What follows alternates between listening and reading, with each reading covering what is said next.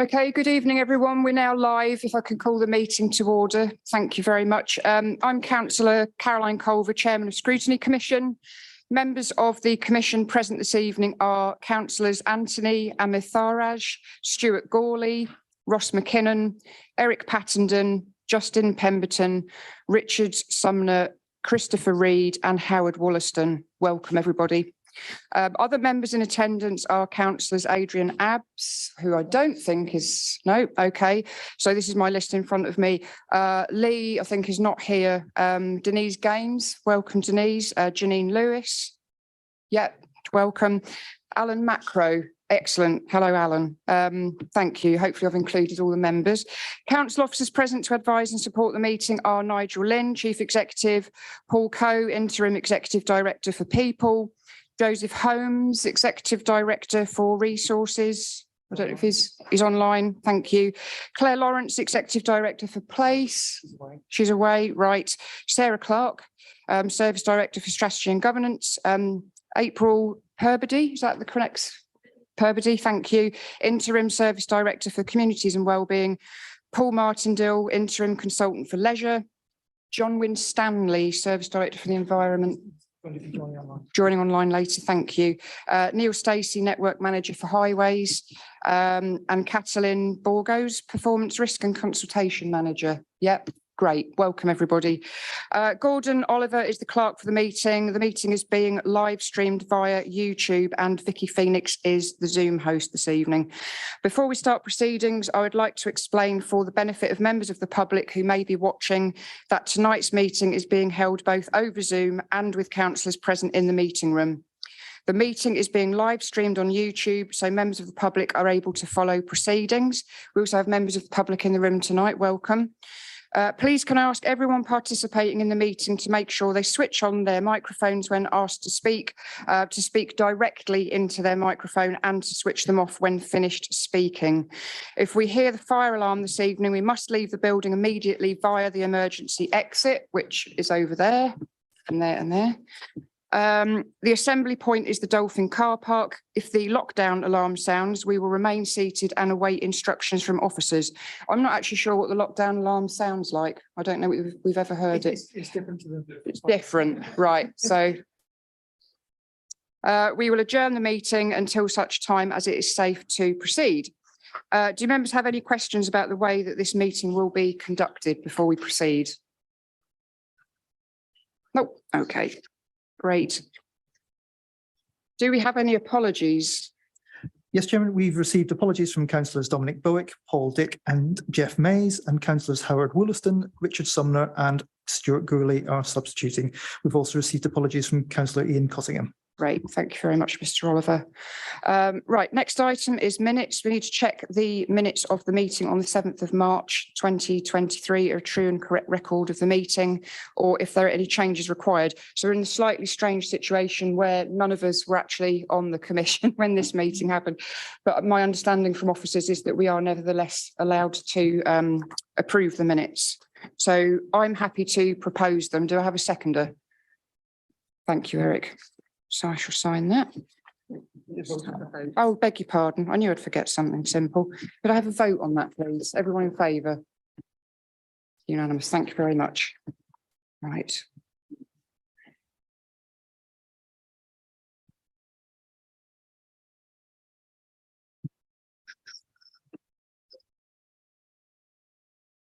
Thank you very much.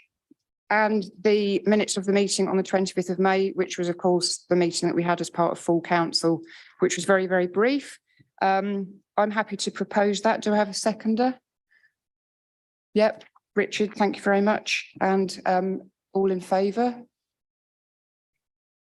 Anyone against? Any abstentions? Abstention from Councillor Wollaston, thank you.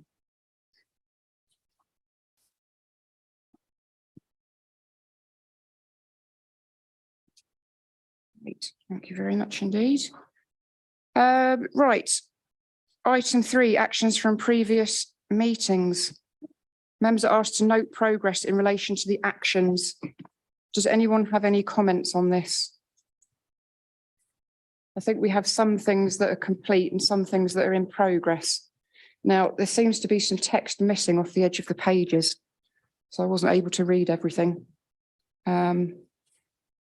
Maybe officers could clarify if there's anything that you think we need to discuss in relation to these items. Any comments from members? Councillor Sumner. Thank you, Chairman. Just with regards to item 70, the Thames Water activities, rightly noted there that officers have been in conversation with Thames Water. Unfortunately, I was never able to find a date that fitted both me and them.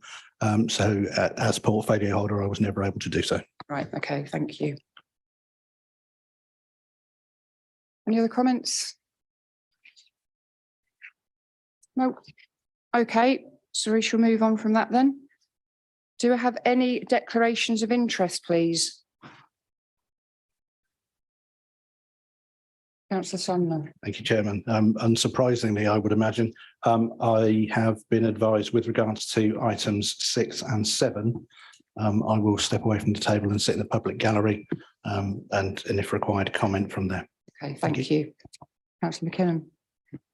Yeah, thanks, Chairman. In similar vein, item 7 is a call-in of an executive decision. The executive meeting at which that decision was made, I wasn't present at, but I've been advised that, again, like Councillor Sumner, I'll retire to the public gallery, but speak if required to do so. Okay, great, thank you. Did I see your hand, Councillor Wilson? Yeah.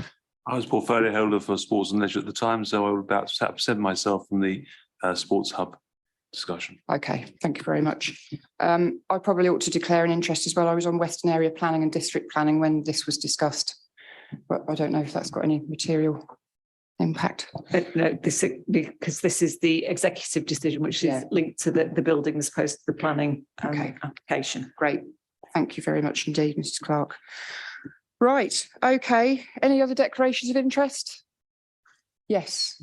Just mine. I used to be a member of the rugby club, but obviously I won't make that. I think I can step back from that because there's a number of years, as you can see, my physique, that I've been a rugby player. All right. Thank you for that, Councillor Reid. Great. Okay, good. So we shall move on. Item 5, petitions. My understanding is we haven't received any. That's correct, Chairman. No petitions received. Thank you, Mr. Oliver. Right, item 6, call-in, active travel, experimental road closures and prohibition of motor vehicles on Lawrence's Lane, Thatcham, Station Road, Newbury and Deadman's Lane in Theale. The Scrutiny Commission has been asked to consider a member call-in of the individual executive decision of the 16th of March concerning the active travel experimental road closures. Members should note that the call-in relates solely to the Deadman's Lane aspect of this decision. The call-in was made by councillors Lee Dillon, Adrian Abbs, Jeff Brooks, Alan Macro, Eric Pattenden and Tony Vickers, who have been invited to the meeting to present the call-in. I'm going to invite Councillor Denise Gaines, Executive Portfolio Holder for Highways, Housing and Sustainable Travel, to give a brief overview of the proposed course of action in relation to the Deadman's Lane Active Travel Scheme. Next, I will invite members who called in the decision to present their reasons and their proposed alternative course of action, and then I will then invite Councillor Gaines and officers to respond. Finally, I will invite members of the Scrutiny Commission to make comments or ask further questions of the executive portfolio holder, officers or call-in members. Members are reminded debate should focus solely on matters raised in the call-in and should not introduce any new points. We will then move to the vote. The Scrutiny Commission is asked to review the executive decision and resolve one of two options: to confirm the individual executive member's decision, in which case it would be implemented with immediate effect, or to propose amendments and refer the matter back to the executive for further consideration. The Commission cannot overturn the executive decision. So is that all clear to everybody? Yeah, brilliant. Okay, so Councillor Gaines, I believe you're going to speak to us first. Thank you. Thank you, Chairman.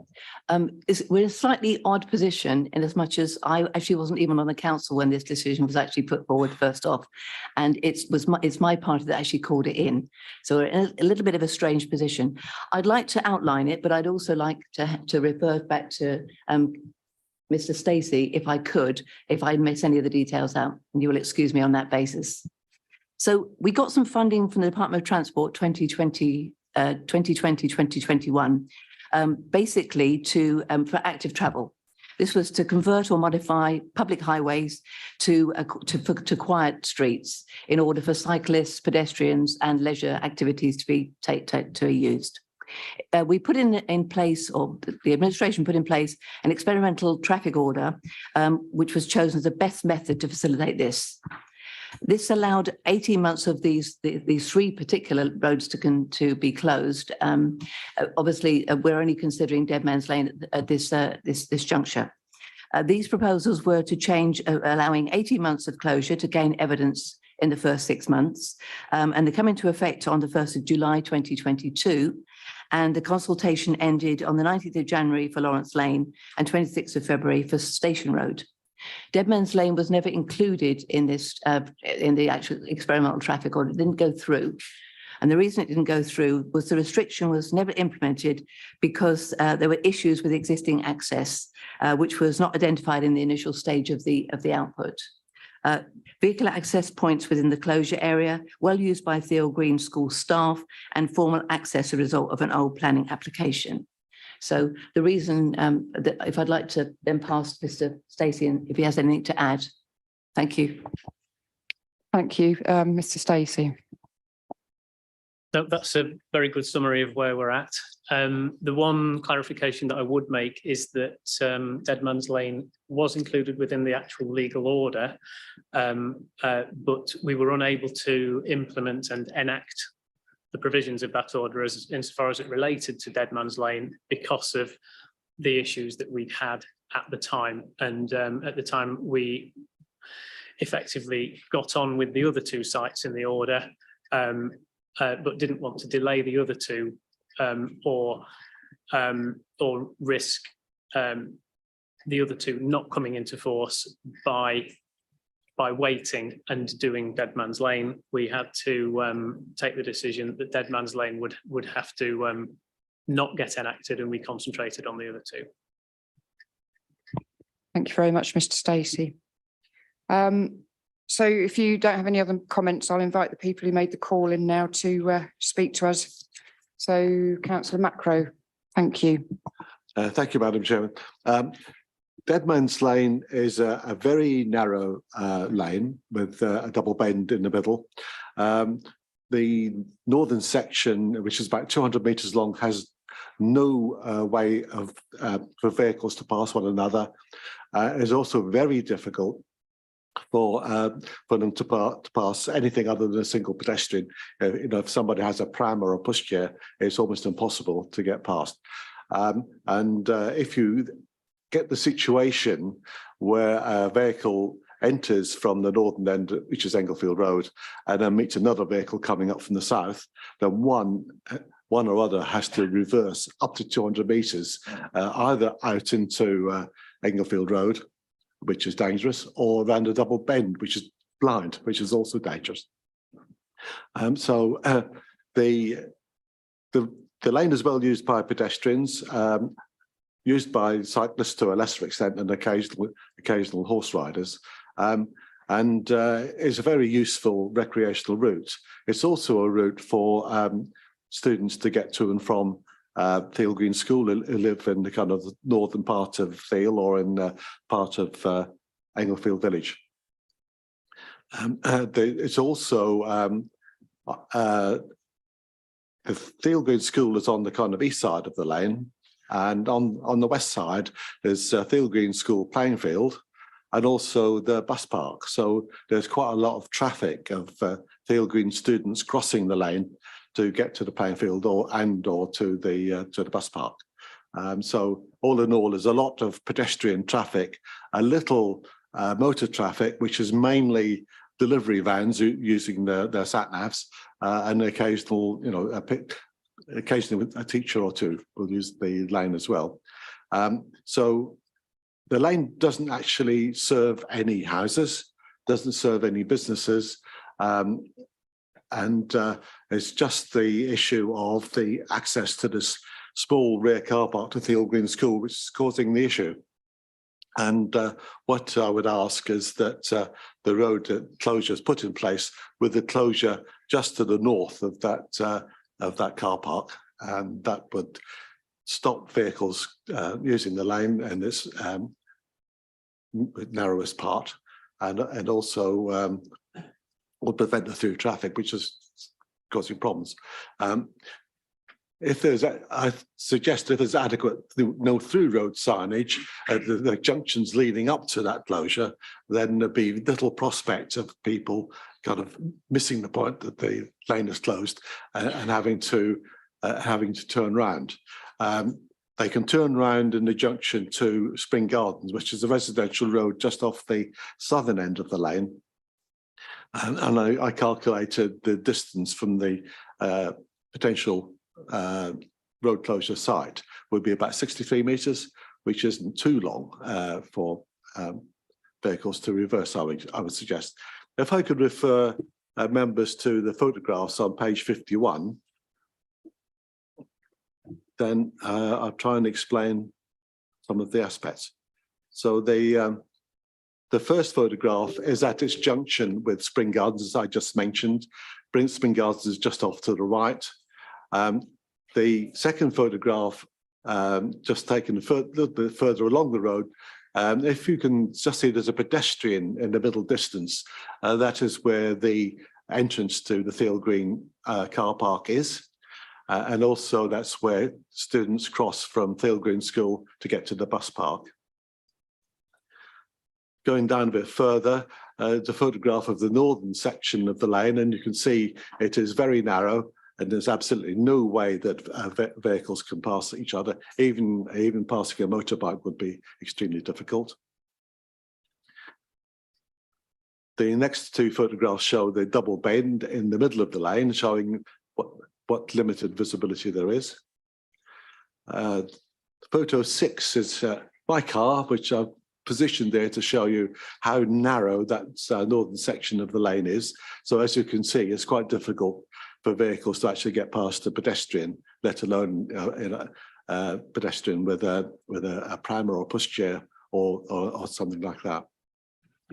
I find it quite difficult to walk my dog there when a vehicle comes past to get the dog out of the way. And then photos 7 and 8 show the limited visibility exiting from the northern end of the lane onto Englefield Road. Englefield Road runs from the A340, which is the kind of Thiel Pangbourne Road, into the village of Thiel. So it's not tremendously busy, but it is fairly busy. Thank you, Madam Chairman. Thank you very much, Councillor Macro. Councillor Gaines, do you have any response to the call in, please? I'm actually I've had a conversation with Councillor Macro, and yes, I've looked at the pictures. I do think we ought to revisit this, but obviously that's down to your committee. Okay. Right, so open this up for questions, discussion. Has anyone got any comments they want to make on this? Councillor McKinnon. Thank you very much, Chairman. So listen to Councillor Macro's description of the narrowness and the awkwardness of the road, and his proposal that a road closure with slightly different parameters to the original proposal should be implemented. And that may make perfect sense. The decision that was made that's been called in would appear to have been made because there was a vehicular access point along the length of the originally proposed road closure, which had to remain open. And the decision was made to proceed with the other two road closures for which there was no issue, while alternative proposals were worked up. I think that's my understanding of what happened. Now, it may well be totally appropriate for those alternative proposals to be worked up alongside along the lines of what Councillor Macro has decided. But in terms of the propriety of that original decision, it would appear to me to be perfectly sensible. And if I've misunderstood any of that, then I'm sure an officer or somebody else can correct me.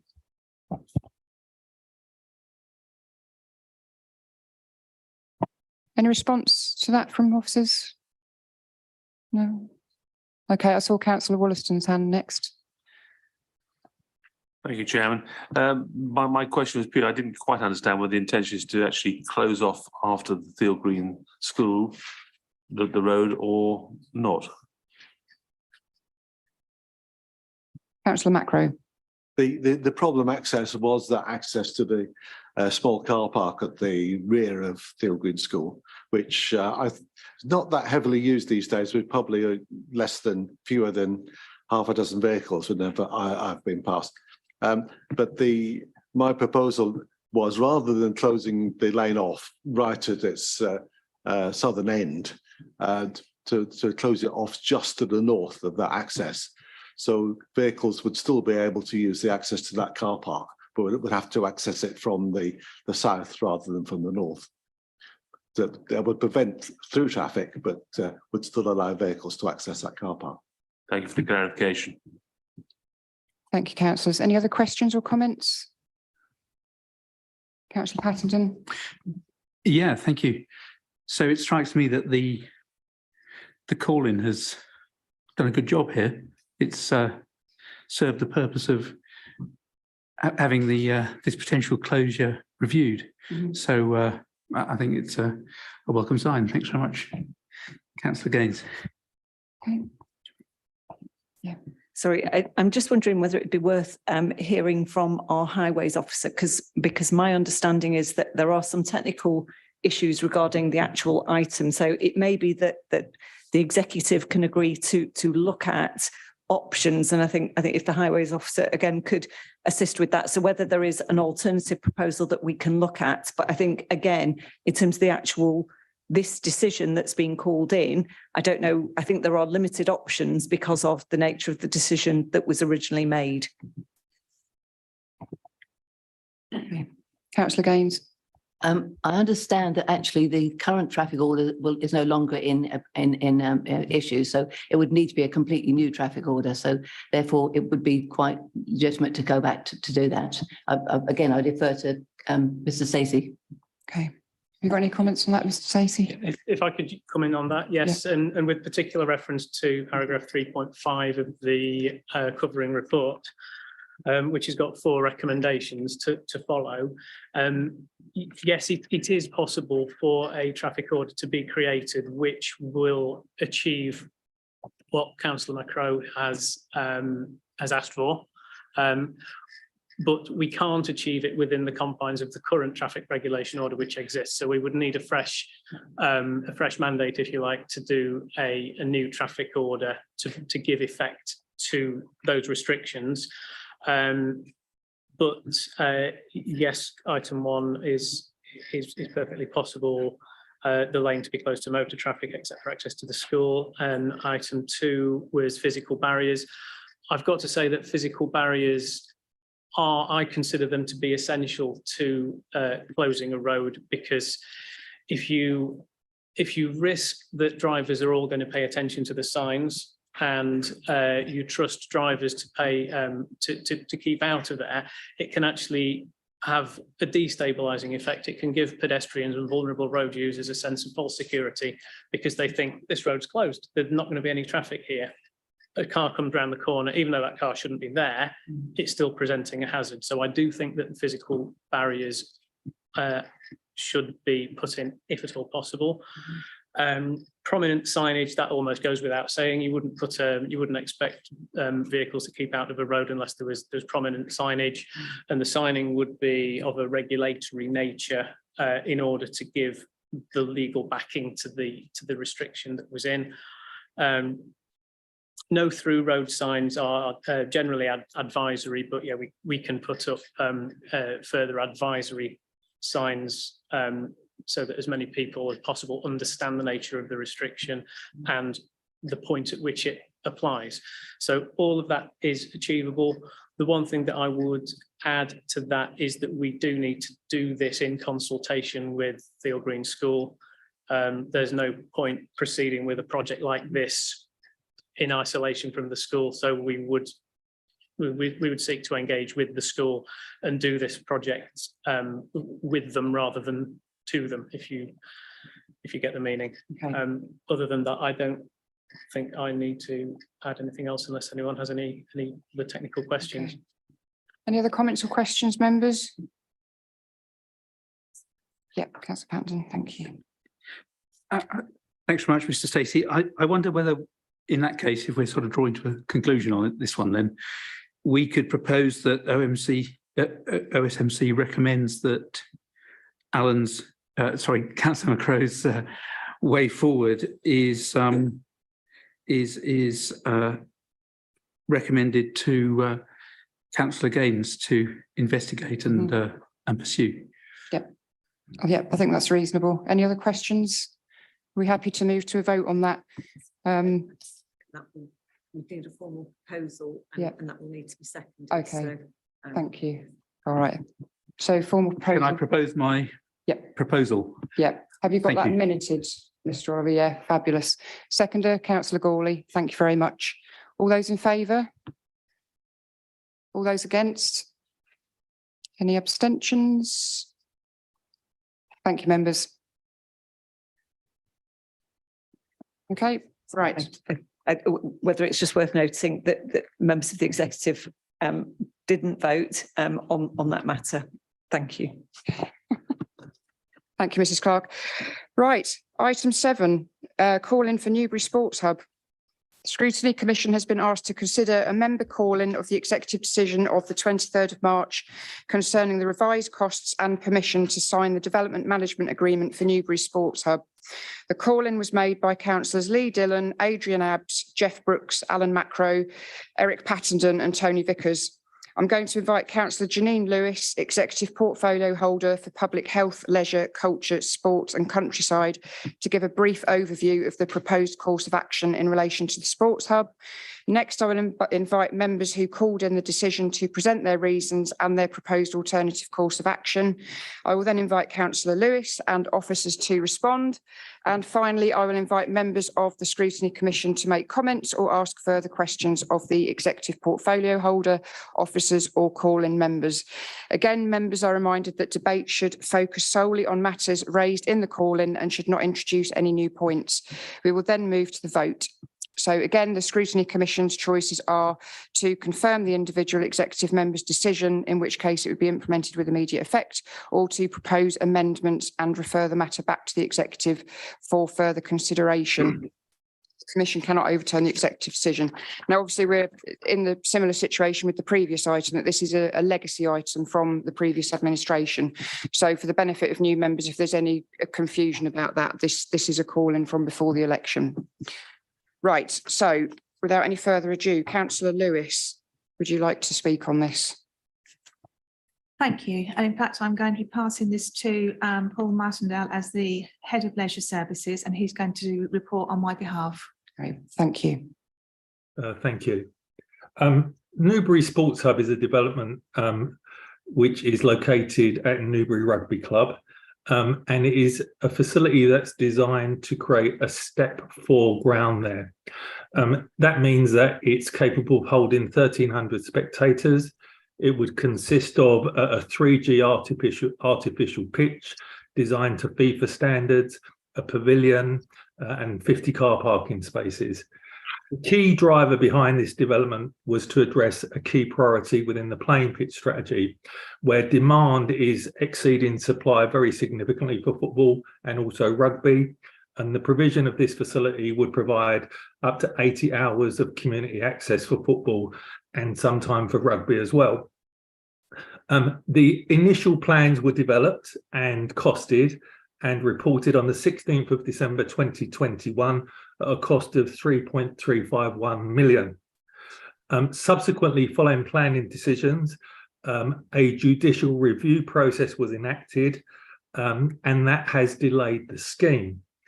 On the 3rd of February, the authority was advised of the results of the judicial review, which rejected the case of the claimant, but that had caused a substantial delay in time. Subsequently, revised costs were sought for the provision of the Sports Hub. They were reported on March the 23rd at a revised cost of 3.878 million, at which point the call-in has been enacted. The claimant for the judicial review said that they would continue to appeal, even though the decision had not gone for them. But we learned on the 16th of June that the right to appeal has been further rejected by the High Court judge. So the risk of further delay due to legal process has now been eliminated. That's the background to the report. Okay, thank you very much indeed, Mr. Martindale. Would the members who made the call in like to speak now? Who's speaking on your behalf? Can I speak on my behalf and as part of the commission? I think that's allowed, isn't it? Yeah. Yeah. Okay. Well, I think the call in speaks for itself, really. So I'm not proposing that we spend a lot of time talking about it. You know, it was widely known that the Lib Dems didn't think this was the right thing in the right place, whilst we recognised that there was a serious shortfall in playing pitches across West Parks, and there was a serious need to meet the provision that was outlined in the playing pitch strategy. So for us, it was, but this was the wrong thing in the wrong place, and I think that's all I need to say at this point. Okay. Would Councillor Gaines or Mr. Martindale anything else to say on this? Councillor Abbs, you were one of the people who called in, I believe. Yeah, I'm happy for you to speak if you want to take the rostrum. Does it work?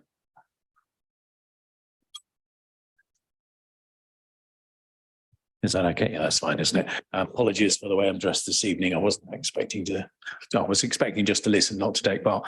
But as a member of the executive now, it's a little bit difficult for me to kind of say too much, other than all of the reasons it was called in have remained valid, if not, as time gone on, have exemplified or grown even bigger. So, you know, what I would be suggesting you do is recommend to the executive that they look at this whole thing again in detail and leave it at that, because it's a very contentious issue that, as it was, couldn't be delivered now anyway. So I'd be looking for you to kind of ask us to look again, and I think that would probably be enough for now. Okay. Thank you, Councillor Abbs. So we can open this up now, I think, to questions, comments from anybody else? No? Councillor Patterson. Thank you. Yeah, I think, you know, the new administration has changed the priorities. And so this is certainly something that needs to go back to the executive. And I think that's going to be our recommendation from the Scrutiny Commission.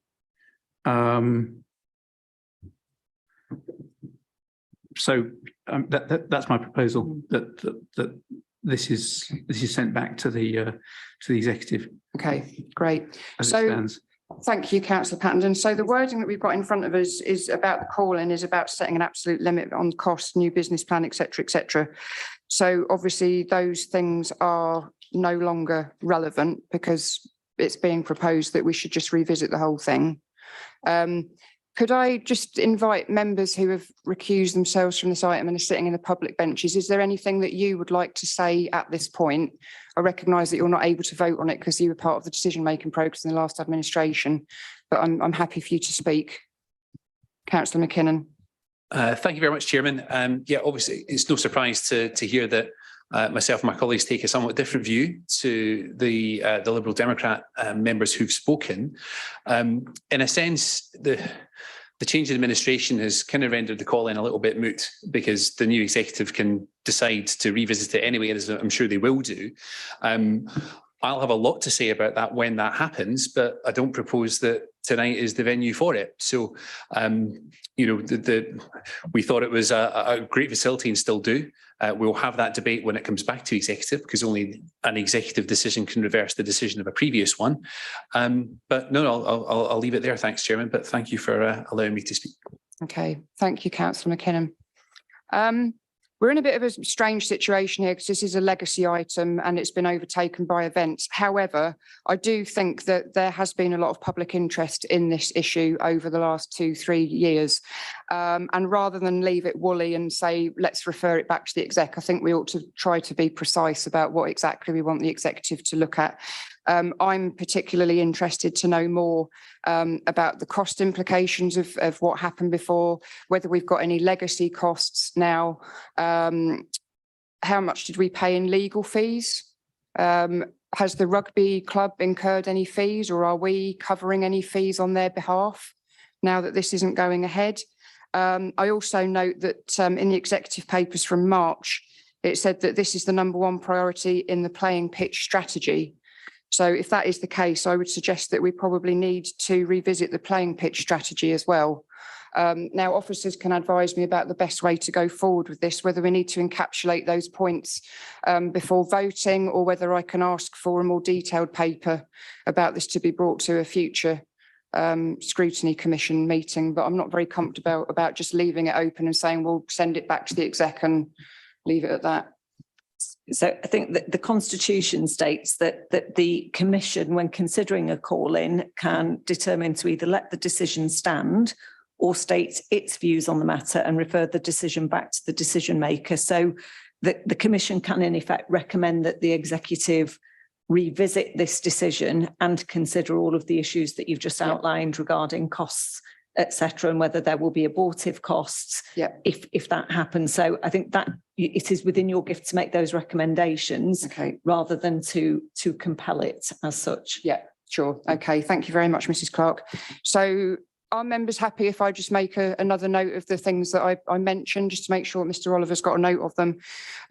So particularly interested in any legal costs that the council incurred, any costs that the rugby club has incurred, any kind of penalty fees, whether or not this is still part of the Everyone Active leisure contract, or whether it definitely is not part of that. I'd be interested to know that. And also, and the playing pitch strategy as well. I would encourage the executive to revisit that, because if this is supposed to be the #1 priority in the playing pitch strategy, then I would recommend that we need to revisit that and say, okay, well, if we're not having Monks Lane, then what are we going to do? Yeah. I think that covers it. Yeah.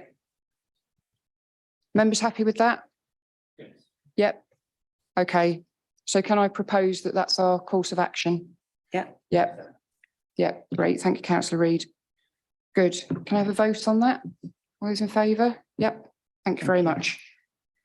I don't know whether it would be worth clarifying. That decision will now go back to executive with those recommendations, and then the executive can determine whether to accept your recommendations and then in effect ask officers to review and revisit and in effect come back with a further report with that information, or the executive could determine actually we've reconsidered, and they could take the decision that they had originally taken. So I think it's just worth clarifying that process. So all that information won't go to executive.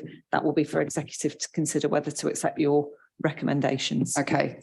But I would like Scrutiny to have the opportunity to look at the answers to those questions in the fullness of time. I think if certainly the Commission can determine its own work programme. So if there are issues that you wish to look at, then they can be fed in. Yeah. Okay. Thank you very much, Mrs. Clark. Good. Right. So that's that item. Thank you very much, members. If our colleagues would like to rejoin us.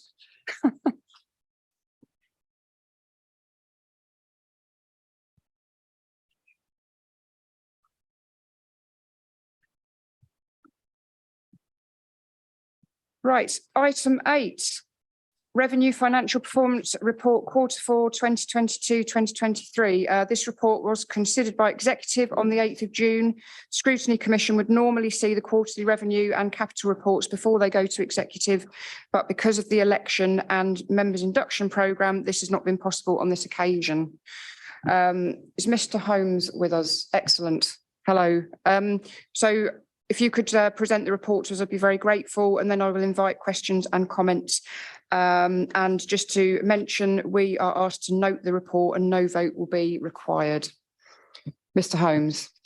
Thank you very much, Chair. And yes, good evening, members. So as you rightly said, this went through to executive a couple of weeks ago, so I'll give a similar summary to what was provided there. So the first report here in front of you is the capital financial performance report, which has a look at where we have spent the capital programme for the year, and that is highlighting that the outturn expenditure was just under £40 million against a budget of £60 million, and that includes quite a significant amount of reprofiling of funds from 23 into 24. There are a number of schemes in there which the council has delivered. You can see in some of the summaries there in 4.1, for example, where the majority of spend goes on the capital programme. So a lot of that is around infrastructure, highways, transport schemes, as well as some of our education schemes. So that is certainly the largest areas of the expenditure during the year. This year, we have seen very significant changes in interest rates. So this will have an impact into future financial years. The interest rate, base rate has risen significantly during 22-23, and borrowing costs continue to rise actually into the 23-24 financial year. So that is clearly one that we will have to pay strong attention to because it increases the amount of revenue costs in the future of new borrowing, which will need to be undertaken in future financial years. Okay, thank you very much, Mr. Holmes. Any questions from members?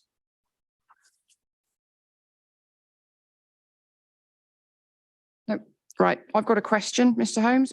So where it talks about reprofiling, do we have any problems? Do we miss out on any external funding by having to reprofile things forwards, for example? Are we having to find internal funds to make up for external funds that have been lost because of delays?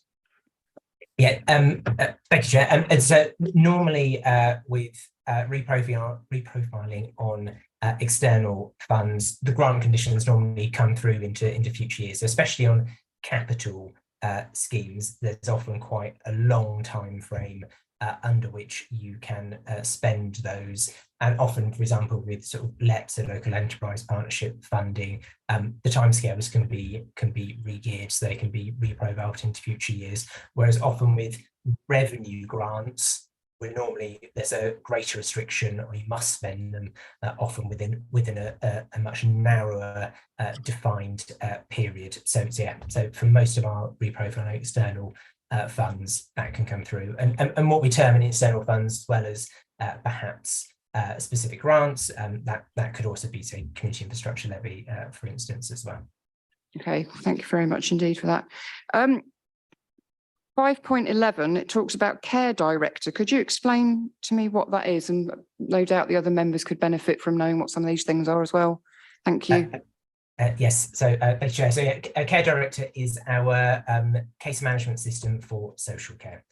So it's a system that is used to monitor and record information on all of the individuals who receive social care in adults and in children's services as well. So quite a significant system up there alongside, say, our finance system, HR, payroll, and planning systems as kind of one of our largest and most sort of crucial systems that we have. Okay, thank you very much, Mr. Holmes. And 7.3. The Public Works Loan Board and short-term borrowing. I'm just wondering how the costs compare at the moment between the interest rate that's charged by the Public Works Loan Board compared with short-term borrowing rates, alternatives? Yes, thank you. It's a good question. And short-term borrowing is normally some basis points. Some 0 point something percentage below the PWLB rate. We can borrow on a short term much closer to the rate, say, that we can invest in another acronym of DMO, Debt Management Office, which is another part of the Treasury. So yeah, short term borrowing, it will certainly always, well, certainly when we undertake it, we'd want it to be PWLB, because otherwise we'd just go to the PWLB to borrow. And there's quite a established markets and local authorities lending money to one another during the year as our cash flows change month by month. Okay, thank you very much. And just finally from me, I don't know if members have got any other questions. I don't want to dominate. No, okay. Right, in 7.4, it says to comply with the Prudential Code, authorities must not borrow to invest primarily for financial return. And correct me if I'm wrong, Councillor McKinnon might be able to correct me on this one. Is it not the case that I think it's called Sector 4 and the petrol station, which we've debated in the past and so on, are those not examples of us borrowing to invest for financial return? Yes, they were. So those borrowings were undertaken before those guidelines were introduced. Okay. So at the time, it was all within guidelines. And really the change in that regulation has capped off the commercial property portfolio. I don't think it'd be possible to borrow to extend that portfolio anymore. Okay, thank you, Mr. Councillor McKinnon. Good, right, no questions? Yes, Councillor Gawley.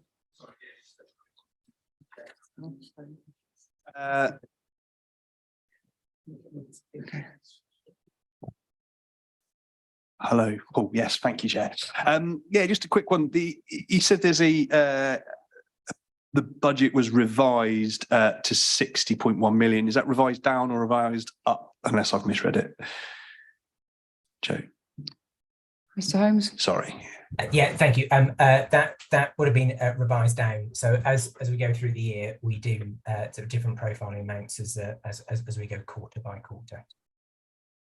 Cool. I mean, sometimes it can, to be fair, sometimes it can go up. So, for example, there's a paper executive only a couple of weeks ago asking for the budget to go up during the year. So it's not necessarily the case that it does go down all the time. And just two quick ones on the reprofiling topic.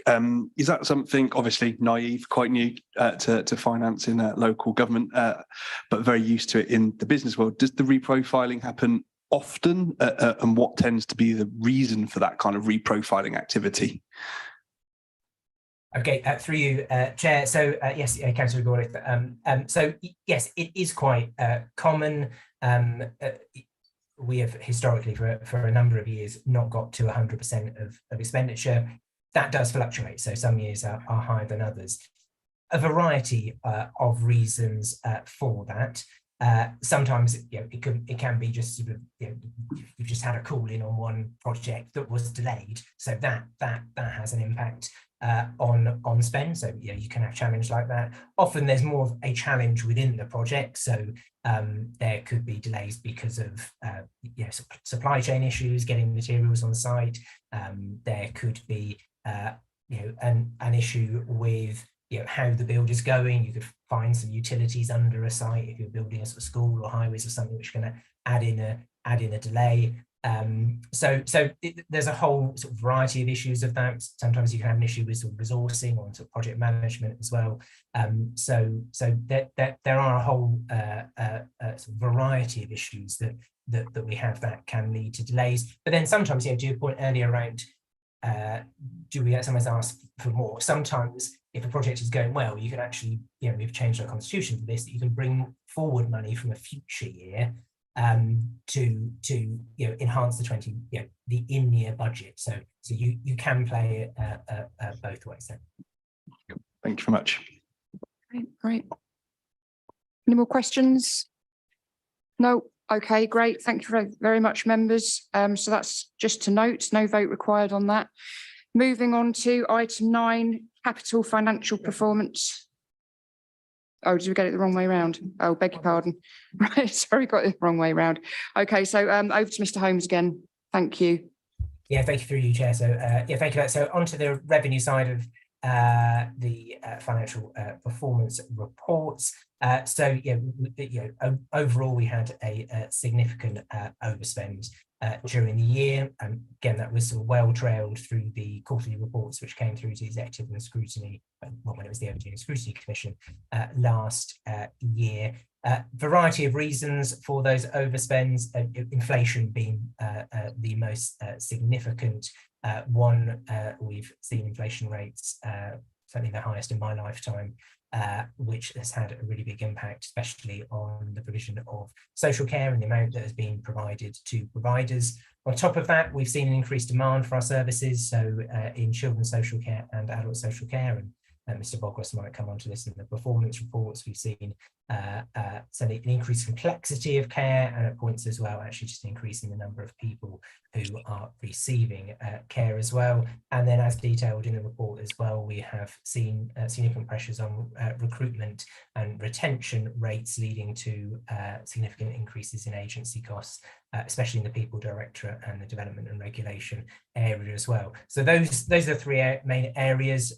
We have utilised a significant number of reserves. We already used about £4 million to support the budget, as well as release of almost all of our earmarked reserves, as well as a reduction in the general fund as well, which has led us to a position where we still have just above our minimum level of reserves at the end of 2023, and we're able to have a balanced budget for the 23-24 financial year. But that inflationary pressure remains into 23-24.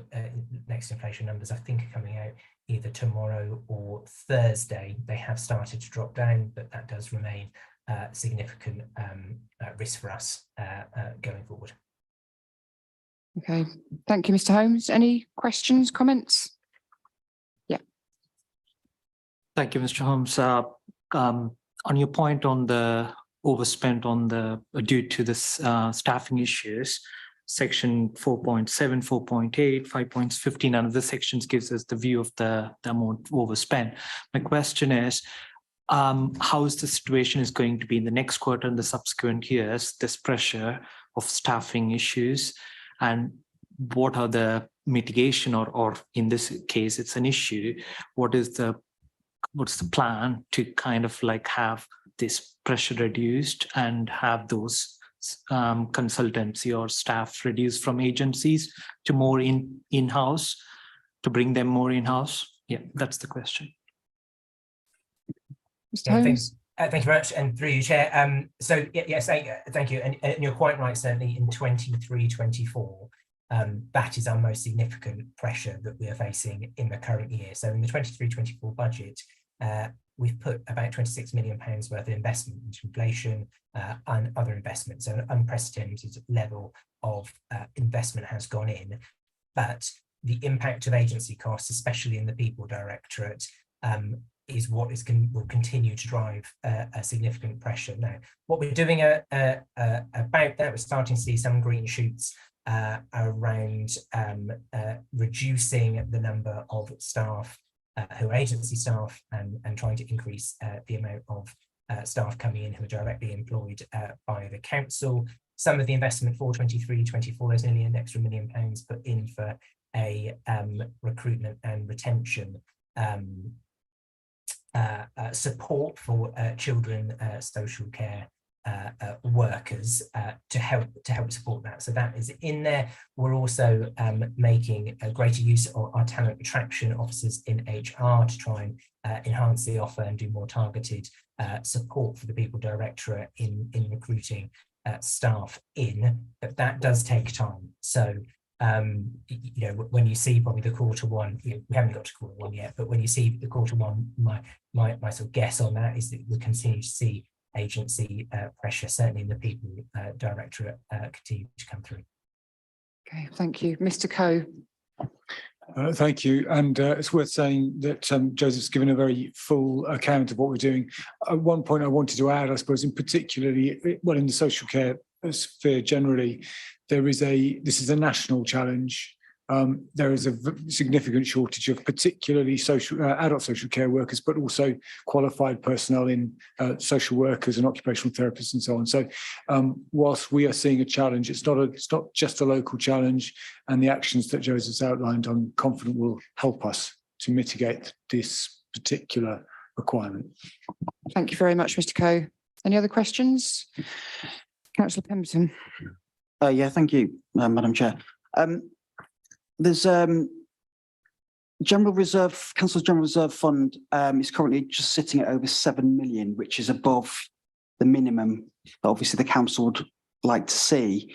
What are the council's plans for increasing those reserves, either over the next year or this council term, or whatever benchmark is used to measure that? Mr. Holmes. Yes, okay, thank you through you, Chair. So thank you for the question. And Now, some of that will be determined by the new administration and the budgets which come through to full council for approval at the end of February next year. But the current MTFS recognised that we needed to build up our level of reserves. So at the moment, the MTFS each year has an additional £1 million included in there to increase our overall reserves. And in there, we'd like to increase sort of specific risk reserves. So for a number of years, we've held sort of reserves specifically in adult social care and children's social care and education, which we used most of last year to support the overall position. So that is the proposal. The absolutely underlying position is the need to ensure that we break even in the current year. Okay. Any other questions?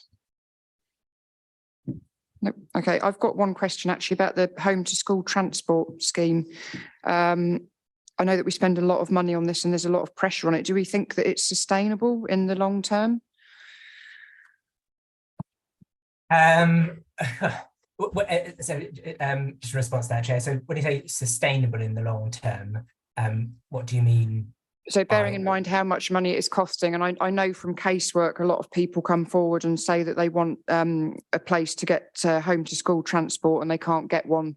So it strikes me that there's an ever increasing amount of pressure on this service. Are you anticipating that you're going to have to set aside even more money for this in the future? I know Mr. Coe might want to come in on this as well.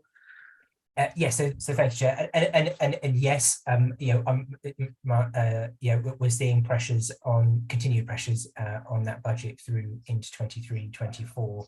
And if you see a lot of the national picture as well, we are not alone in that at all. So we are seeing increasing costs there, and certainly during the last financial year, where you saw big increases in energy and fuel costs, for instance, some of those contracts came down. Now, you would hope with energy costs dropping, there would be some relief there, but the underlying demand for this service is quite significant. And we did invest in the 23-24 budget, I think about £500,000 to £600,000 of additional funds into our school transport budget. Okay, thank you, Mr. Coe. Thank you, Chair. Yeah, and just to say again, it's not just a West Berkshire issue, but one of the things that we're doing is we've had an external review.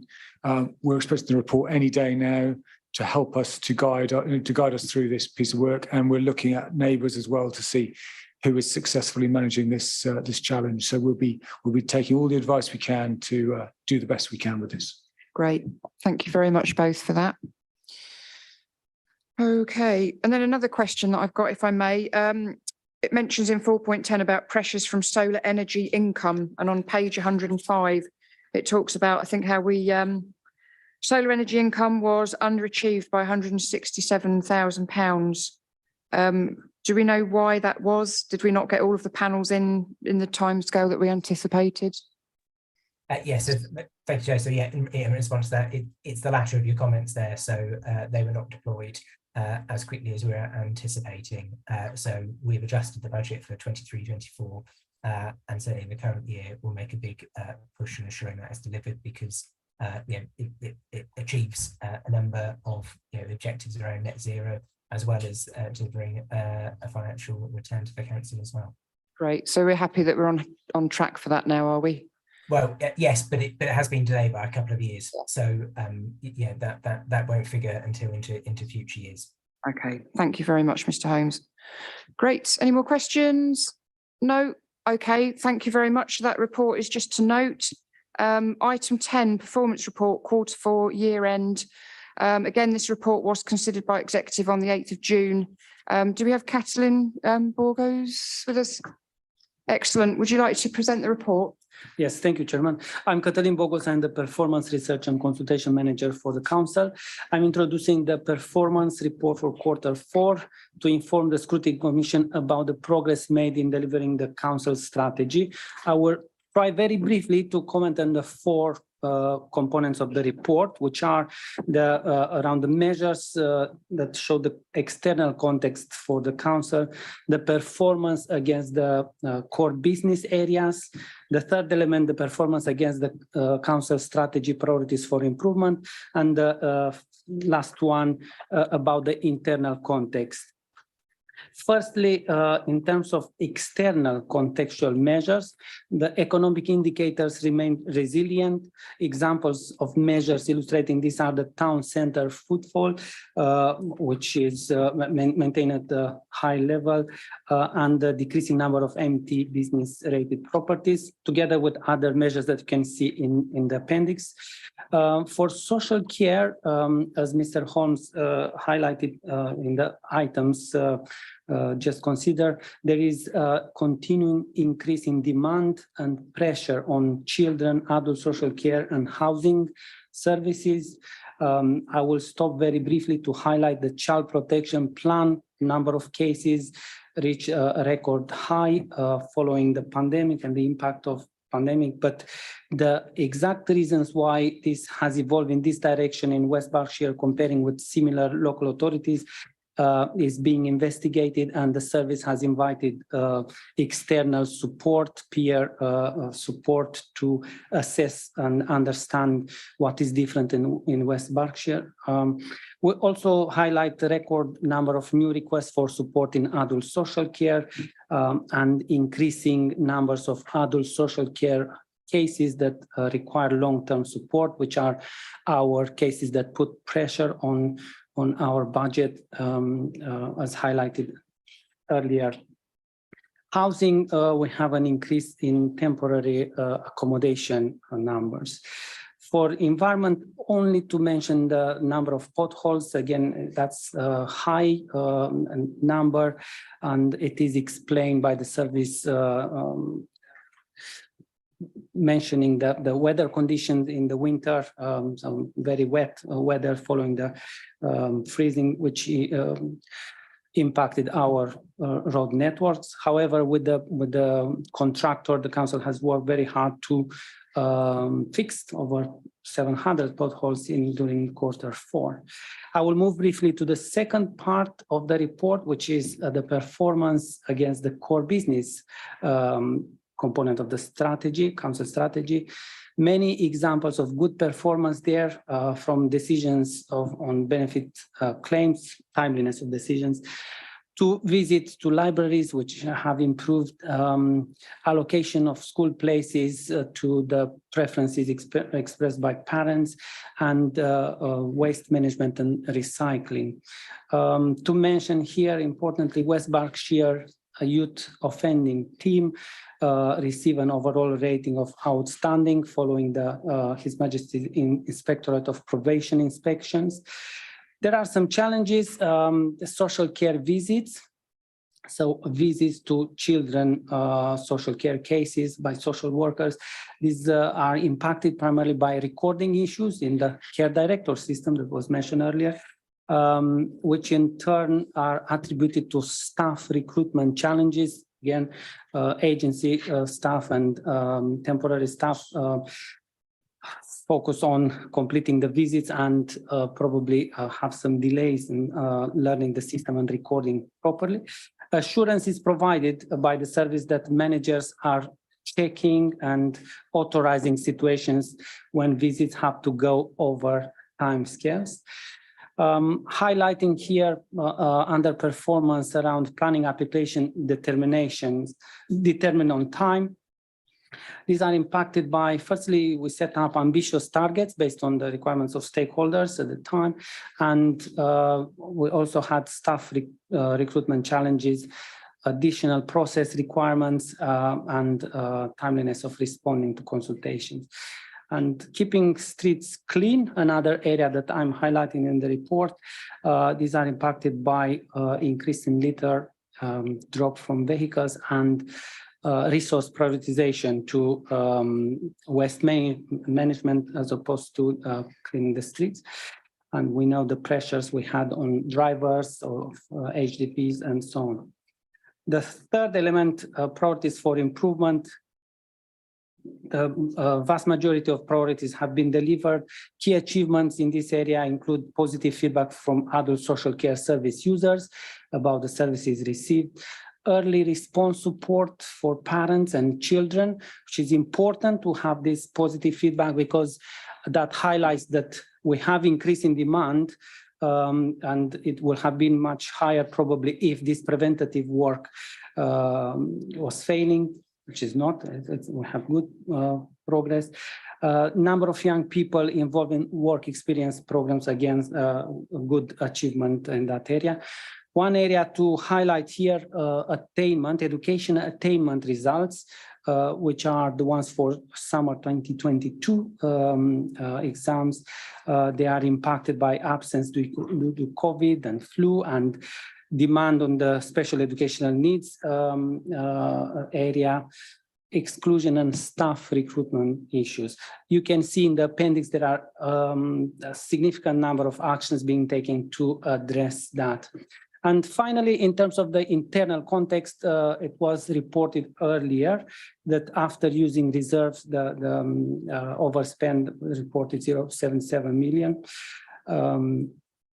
And then a good point to note, staff turnover has reduced in Q4 from a very high level in Q3, and the reduction is still at a rate that is higher than we want, higher than the average for the last few quarters for the council. I'm happy to take any comments or questions so the Commission can consider the recommendation to note the progress made in delivering the council strategy. Thank you. Great. Thank you, Mr. Borgos. Any questions from members? Yep. Councillor Reid. I notice the children in care, we've got obviously a red that you've gone through, and there was a bit around the recording issue. I wonder if that's because we're finding it rather arduous. Do we need a look at the different system or process, or is it just purely down to resources? If I think it was mentioned earlier that we are struggling with recruitment and retention. So if people are coming and going, and if we are using agency staff, it takes time to train them. It takes time to support them. The priority is to go and do the visits. And we heard from the exception reports that the managers are keeping a very controlled approach on that, and it takes time to correct late recording, because eventually the information is recorded, but not in time for us to pick it up into the reports, and we need to have the evidence to report on evidence. So efforts are being made in that area. Thank you very much. Any other questions, members? Councillor Gawley. Thank you, Chair. Through you, quick question. In terms of the kind of metrics and KPIs you've got here for the kind of core business, how many in total do you have? Because obviously what I see here is a lot of reds and ambers, makes me a little bit nervous, but if there are 1,000 metrics, perhaps it's not as bad as it looks initially. But just for a bit of context, how many do you have related to the core business that these ambers and reds are plucked out of? Okay, so we have tens of measures. I cannot tell you if it's 67 or 53. I can check if necessary. I think what we are trying very hard is in the report, we are trying to give the judgment of how we are performing against the core business area, such as planning or waste management, rather than focusing so much, we have this percentage of reds or this percentage of amber. So in the report, in the body of the report, in the narrative, I'm taking all the core business areas and I group them by, I think we have about 4 that have achieved green overall, a judgment based on the basket of measures we have under each. And we have 6 that have achieved amber, which is just under the overall average for us. So good result, I will say, and only 1 core business area around the planning application determination that we are saying we are below the targets for the basket of indicators. So I think it's less about the number, whilst I do hear that we want to focus and to restrict it, is to understanding how we are performing overall in an area. Okay. Mr. Lynn, I saw your hand. Yes, just to add to that, I think the answer is too many. But you'll shortly be seeing the new council strategy coming forward, and the approach we've taken both with the last administration and with the new administration is to try and have a more focused view on KPIs. Less is more, so that we can see the wood for the trees, whichever acronym you want to use in terms of using it. But we want to try and reduce it. We want to focus that, and hopefully we'll be bringing the council strategy forward in about I think it's October council, and hopefully you'll see less KPIs going forward. Good, thank you. Cheers. Okay, thank you. Councillor Reid. I notice on a lot of the KPIs, we're actually setting year-to-date targets that seem to be aligned with national averages. Is that really appropriate? Should we be a bit more aspirational instead of going for national averages? We should be looking at authorities that are closer to our demographics, wealth profile, etc. Yes, if I may. So we set up targets looking at a range of intelligence.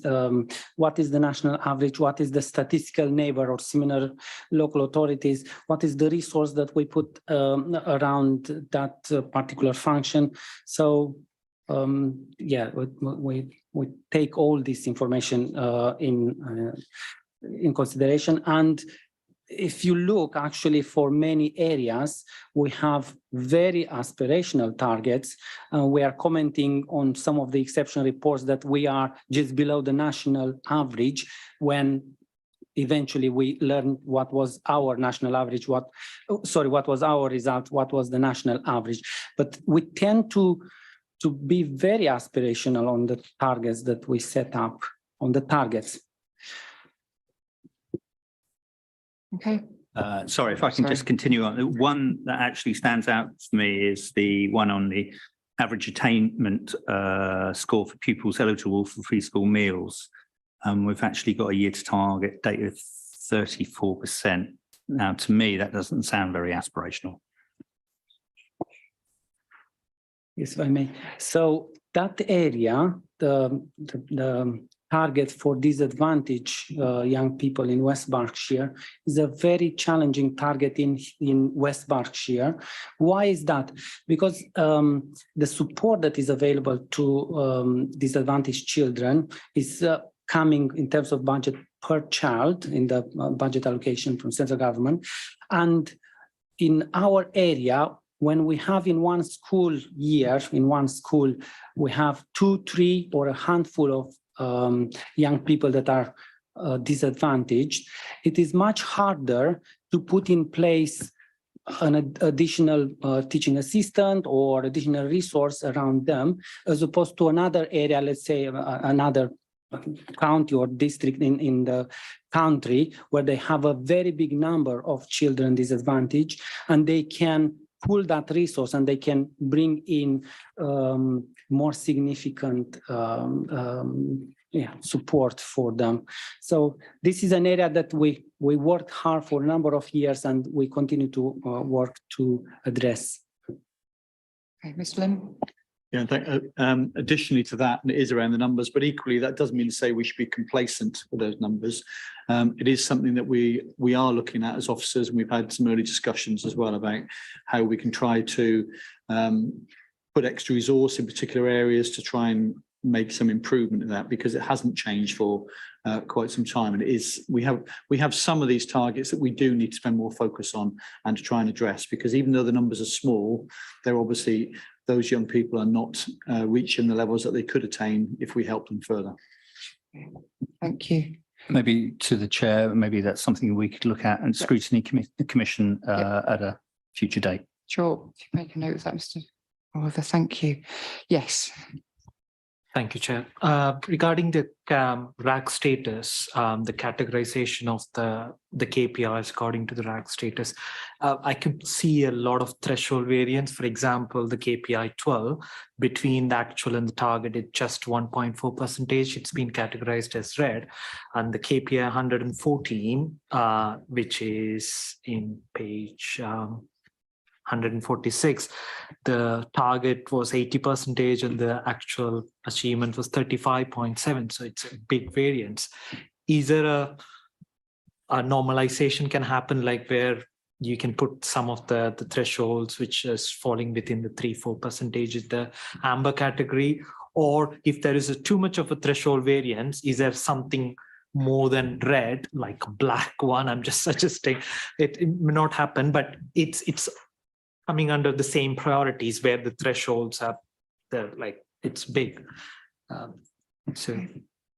So I think we are covering some of that in comments, but the approach that we are taking in our performance framework is that we compare the actual result with the target. We are not calculating the difference.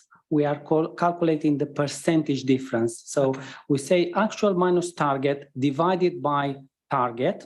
So that will give us the percentage difference, not the difference in percentage. And we are using the thresholds of 5% variance, not 5%, to classify as something red. So if it's more than 5% variance, it's red. If it is between 0 and 5% variance, it's amber. And then of course it's better if it's positive. So it's a mathematical formula that we are applying. We can make exceptions when we have very small numbers. For example, we have 4 out of 5. Of course, the percentage variance is 20% variance straight away. So we can comment on that. But the rule is plus minus or minus 5 percentage points variance. Okay, thank you. Councillor McKinnon, did you still want to say something? I just wanted to ask a question of Councillor Reid, actually. Just what was the target you were referring to about the 34%? I was just struggling to find it.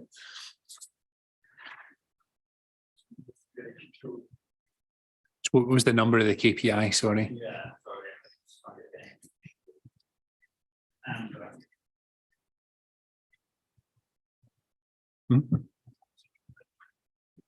118. Yeah. So right, that's the one. That's not a percentage, I don't think, is it? That target. It's an average score. So I just wanted to mention that yeah, it would look pretty unambitious if that was the case. But Kathleen, can you clarify that? That's an average attainment 8 score. It's not a percentage of pupils achieving that target on page 147. Sorry, that's correct. So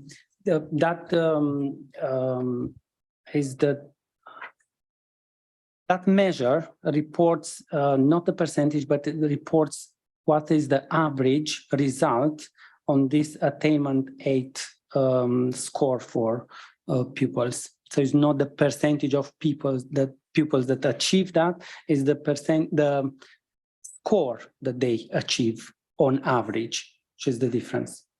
Brilliant. Thank you for that clarification. Thank you. Thank you very much. Any other questions? No, I'd just like to thank officers for the report this evening and just to thank you for a number of things in the report that are going really well. So West Berkshire Youth Offending Team getting an overall rating of outstanding, the fact that the Lido will be open soon. I know members of the public will welcome those things. So I'd like to congratulate you for that. I just have one concern at the bottom of page 124 about the landowner commitments to the pilot for biodiversity net gain and nature recovery networks, etc. I'd be quite interested to hear more in the future about how that's progressing. I know we've got the consultancy called BioCap that's been working with us. So it'd be quite interesting in the future for this committee to get a report back on the progress that they're making with that particular project. As we know, we're going to have certain obligations under the new Environment Act, some of which kick in later this year. Mr. Lynn. Thank you, Chairman. Thank you for raising the issue about youth offending team. I just wanted to just really praise that team. I don't think it can be underestimated in the current climate how difficult it is to get an outstanding result. And they've had outstanding, I think, going back to 2008 or thereabout, a number of years, year after year after year, when they are assessed, they've been getting outstanding. And in the current climate, that is excellent news. So I'll take that praise back to the team. Thank you. Yeah, thank you, Mr. Lim. Councillor Sumner, sorry. Okay. Thank you, Chair. Just picking up on your previous point about the Natural Solutions Development Partnership, we need to be mindful of the weighting on some of these. The target was 2 and we've achieved 1. That's a heck of a weight in on each one. So I think you're absolutely right. Of course, going forward, it's something that is absolutely under the spotlight. It's that ongoing conversation, I think, which has been taking place and has been building, and making sure those conversations take place. And those are the sort of things we need to make sure that there's a plan in place to make sure those keep happening. Yep, absolutely. Thank you, Councillor Sumner. I think the Environmental Advisory Group, when it meets, I think it would be probably good if they could discuss this and assess progress. Thank you very much indeed. Thank you. So that was just an item for reporting and no vote required. Next item, I believe, is the appointment of task and finish groups. I think that's that. I think it's the wrong way around on there. Yeah, it's all right. Don't worry. So yeah, on the agenda pack, we've got appointment of task and finish groups. So we have here some terms of reference for a COVID and recovery task and finish group. So for members who aren't familiar with this, the task and finish group is basically a subcommittee of this commission where several councillors that don't necessarily have to be members of this commission can go away and do a deep dive into a particular topic. So this is something that I believe was being discussed by the previous administration. We now have the terms of reference and it's now for us to look at this on page 165 and decide if we are happy with those terms of reference and proceeding with this task and finish group and appointing some people to be on it. So does anyone have any comments on this? Yeah, Councillor Pattenden. Thanks very much, Chair. I just wanted, are we in a position to add something to it or make a suggestion to add something to it? I'd like to propose that in the terms of reference, part 4, supporting the education sector, that there's a reference to assessing the impact on attendance, because I think that was something that there was significant problems during and after the pandemic, and that has obviously has had a serious effect on academic attainment. But I think it's worth explicitly including, if possible, or that we make the recommendation to explicitly include it, because there's this kind of lost children who we need to re-find. Yeah, good point. Thank you very much, Councillor Pattenden. I know that Carolyn Richardson did have a look at these terms of reference, and I think she added some points. So if we could cross-reference that as well, Mr. Oliver. I think they were only very slight tweaks, just as a result of a conversation we had earlier. Yes. Thank you, Chair. I'm just looking at part 2 to add on the public health and emergency community support. Can we add an item or task to look at loneliness? Because we encountered from a COVID perspective, it's loneliness and kind of like contributing to the mental health factor. So identify it and take mitigating actions to kind of address that loneliness. Yeah, good point. Thank you very much indeed, Councillor Tharaj. Good. Any other comments on the content of this terms of reference? Nope. Okay, so we now need to proceed with this. I think the usual practice is to have a maximum of 6 meetings of the task and finish group. We don't have to have 6. I would say that's a limit, not a target, as Councillor Pascal used to say. So obviously, the more task and finish groups we have, the more pressure it puts on officers to be secretariat to those task and finish groups. So if we can be as concise as possible, that is always very helpful to the officers. Bearing in mind this has got 5 parts to it, I think 5 or 6 meetings would definitely be appropriate for this. The other thing that's worth mentioning is a lot of the officers who were around during the pandemic no longer work for the council, but we can invite them to give evidence. Obviously, they're not obliged to give evidence, but we can give them that opportunity, and we could invite them to join those task and finish groups by Zoom, for example, and we could no doubt benefit from their input. Also, in terms of witnesses, it was mentioned to me that we probably ought to think about the race course that was used as the vaccine hub, and also the rugby club, I think, played quite a big part in this regarding distribution of food. It's my understanding from the officers. Good. So can we go forward and appoint some people? Yeah. Would anyone like to be chair of this? I'm quite happy for someone of any of the parties to be chair, to be quite honest. I know in the previous administration, any task and finish group, as the Scrutiny Commission itself, was always chaired by a member of the administration. I'm open to, if anyone's really passionate about the topic and wants to chair it, then I'm happy with that. It doesn't necessarily have to be a Conservative or a Liberal Democrat as far as I'm concerned, because after all, the scrutiny process is to take off our party political hat and look at this in a more neutral fashion. So I don't know if you have any suggestions for a chair for this task and finish group. Can I just clarify from officers, does the chair have to be a member of the commission? I know that members of the task and finish group can be beyond. I think it is a matter for any member of the council can be appointed, sit on the task and finish group. I think, bearing in mind, you may wish to consider whether there would be constraints if there were previous members of the executive. I think this is looking fairly generally. So I think I've got no immediate concerns. I know that's been raised in previous task and finish groups that we have held.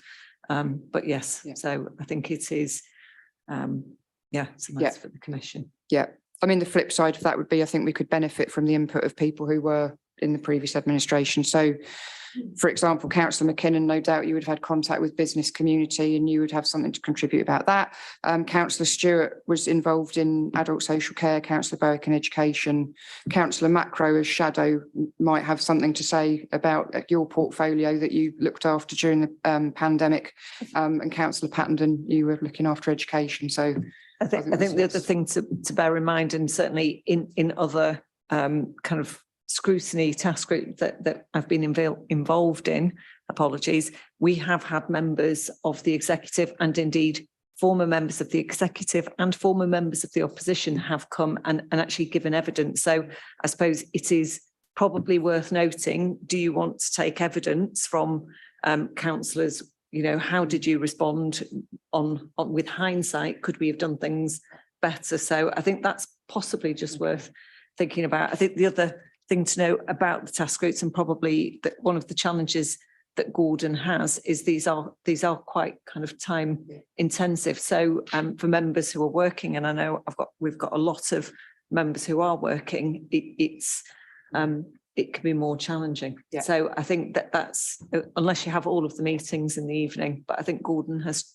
struggled with some of these to get members in the room. Okay, thank you for that point, Mrs. Clark, very useful. I think in the past we've had 4 people on these task and finish groups, and that's sometimes caused problems if only 2 or 3 turn up. So if we could appoint 5 people, I think that might make more sense. And then if certain individuals can't turn up for certain meetings, at least we'll be able to proceed with the meetings. So are there any volunteers to chair this? Or would the groups prefer to go off and consult with their other members? Yeah. Okay, can we set a time limit on when you can get back to me with your suggestions of who you want to be on? Yeah, what's a reasonable time limit, Mr. Oliver? I think before the summer break. Yeah, what's your definition of summer break? Before the 20th of July. 20th of July, right, there you go. For those of us who get a break. Okay, good. So yeah, if we minute that, then if your groups can get back to us by the 20th of July and let me know. I'm happy I mean, we can have 2 from one group, 3 from another. I really don't mind. I'm very flexible. So let me and Gordon know, and we'll get that sorted out. Good. If I don't hear from you, I'll chase you. Excellent. Okay. Right, on to item 12, Health Scrutiny Committee update. Would you like to speak, councillor Vickers? Yep.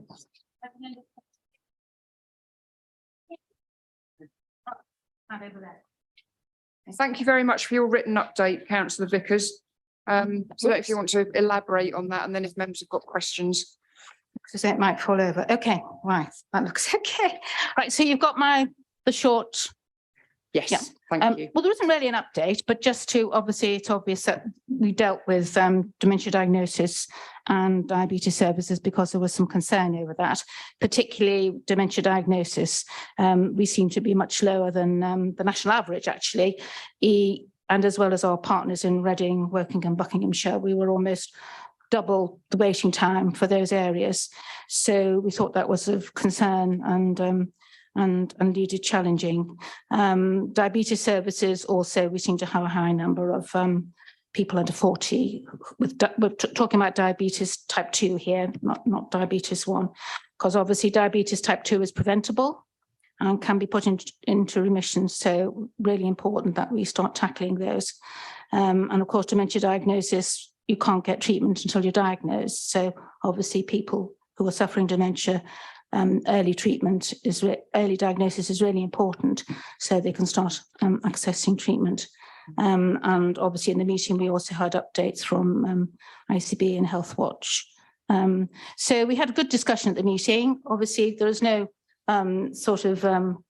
fantastic result coming out of that because it's an ongoing discussion. And although we have no sort of particular powers in our scrutiny, I think the questions that we raised, the NHS will obviously took them on board and will go away, and hopefully it will influence their practice. One of the main things obviously is the problems with workforce.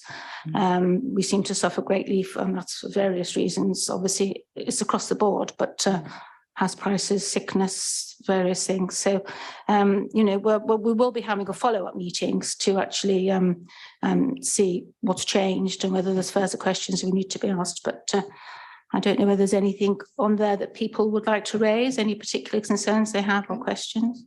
Thank you very much, councillor Vickers. That's great. Thank you. Going to mention about the healthcare provisions in new developments task and finish group. Yes. That met a couple of times before the election, and councillor Pask was chairing. You are on it yourself. I was on it, yeah, and councillor Jeffrey Owens, I think councillor Mays as well. I think, yeah, councillor Jeffries, yourself, and councillor Langford also, and I was thinking myself of possibly joining that. So Okay. I think it's yet to meet this time, Yes. but we think that's an important group. Okay. Obviously looking forward to provisions for healthcare and future developments. Okay. Just definitely that's important. So does that task group officially sit under the health scrutiny Yes, I committee? Right? believe it Okay, does. great. Yeah, I believe Okay. it does, yes. Yeah, okay, so I'll wait to hear from you about that then. Okay. Thank you, councillor. And as I've already emailed, please, if anybody's got major concerns about things they think we should scrutinise going forward, we are setting our agenda for the next meeting in the next few weeks. I've had a response from councillor Reid, thank you very much, and councillor Stewart. And mental health seems to be a big concern across the board, particularly maternal mental health. Rural issues. So we'll definitely be taking that feedback on board, and we'll be looking into our future programme. So Okay, thank you very much. Any other questions for councillor Vickers, members? Councillor McKinnon. I think you just mentioned that, but I know that councillor Stewart was particularly concerned about looking at maternal mental health. Was that one of the things you just mentioned? Definitely, and I have concerns about that myself too, and obviously because that's also linked with child mental health to some extent. But yes, she has recently emailed me and sent me some very useful information, and it is quite alarming, the state of maternal mental health and the concerns. So thank you to councillor Stewart. Thank you very much. Thank you. Any other questions or comments, members? No, okay. One thing I do know, councillor Vickers and officers might be able to talk about this as well, is the Health Scrutiny Committee. My understanding is it doesn't include adult social care. Is that correct?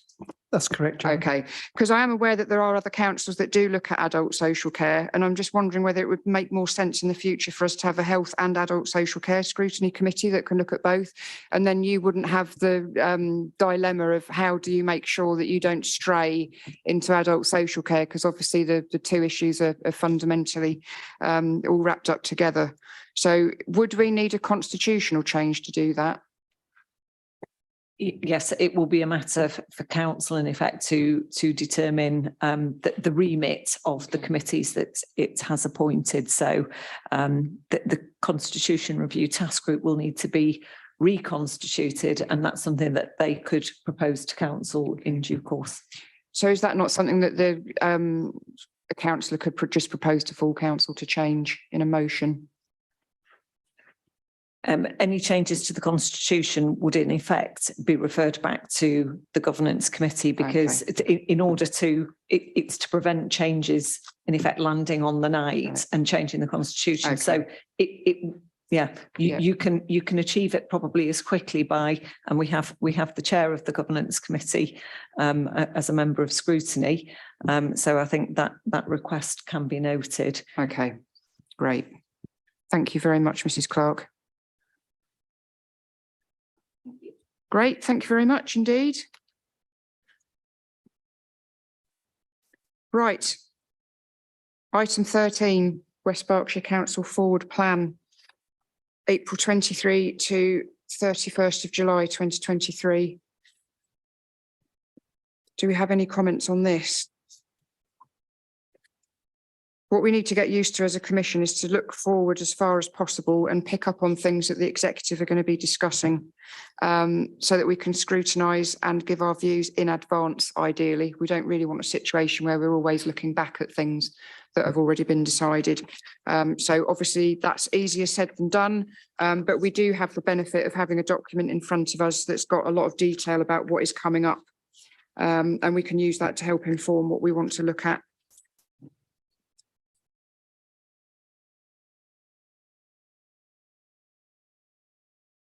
Any comments or questions, members? Yes. Just a question, Chair. On page 176, Shockham, Downington Refresh Parish Plan. This is a parish which comes under our ward. We've been sent through that parish plan as ward councillors. We are going to review it and feedback. My question is what's the plan to get it reviewed in this commission? Is it a forward plan to review after it being reviewed by the parish council? Okay. I'm not clear on that. Just say I don't believe that we can actually review planning issues, because I think they are covered separately. I think it's within the constitution that's sort of excluded from our remit. Okay. Sorry, it's not a planning issue. It's a parish plan as such. No, we don't review that one, is it?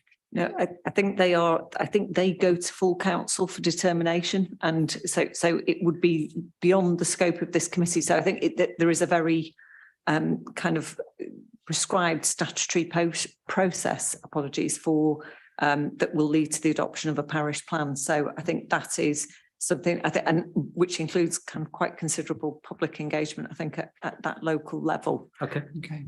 Thank you. Perhaps we could get Eric Owens to clarify for you what the process is. Yeah. Thank you very much. Can I just ask, 6th of July 2023, it says response to petition to full council. What is that petition about? Please, does anyone know?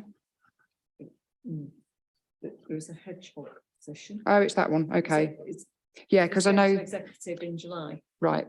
So I think there were 2 petitions that are going to executive. So there's one relating to apologies. So there are 2 responses to petitions, I believe, that are due at executive in July, one of which is the response to the hedgehogs ones. Yeah. I will check, but there are certainly within the corporate cycle at this point, there is a response to the hedgehogs petition and a response to a SIL petition or petition relating to charging. So they are in hand and will be making their way to the next meetings of executive or council as appropriate. Okay, thank you very much, Mrs. Clark. Right, 21st of September, there's an item about LRIE lease acquisitions. I don't know if that's something that we would want to look at.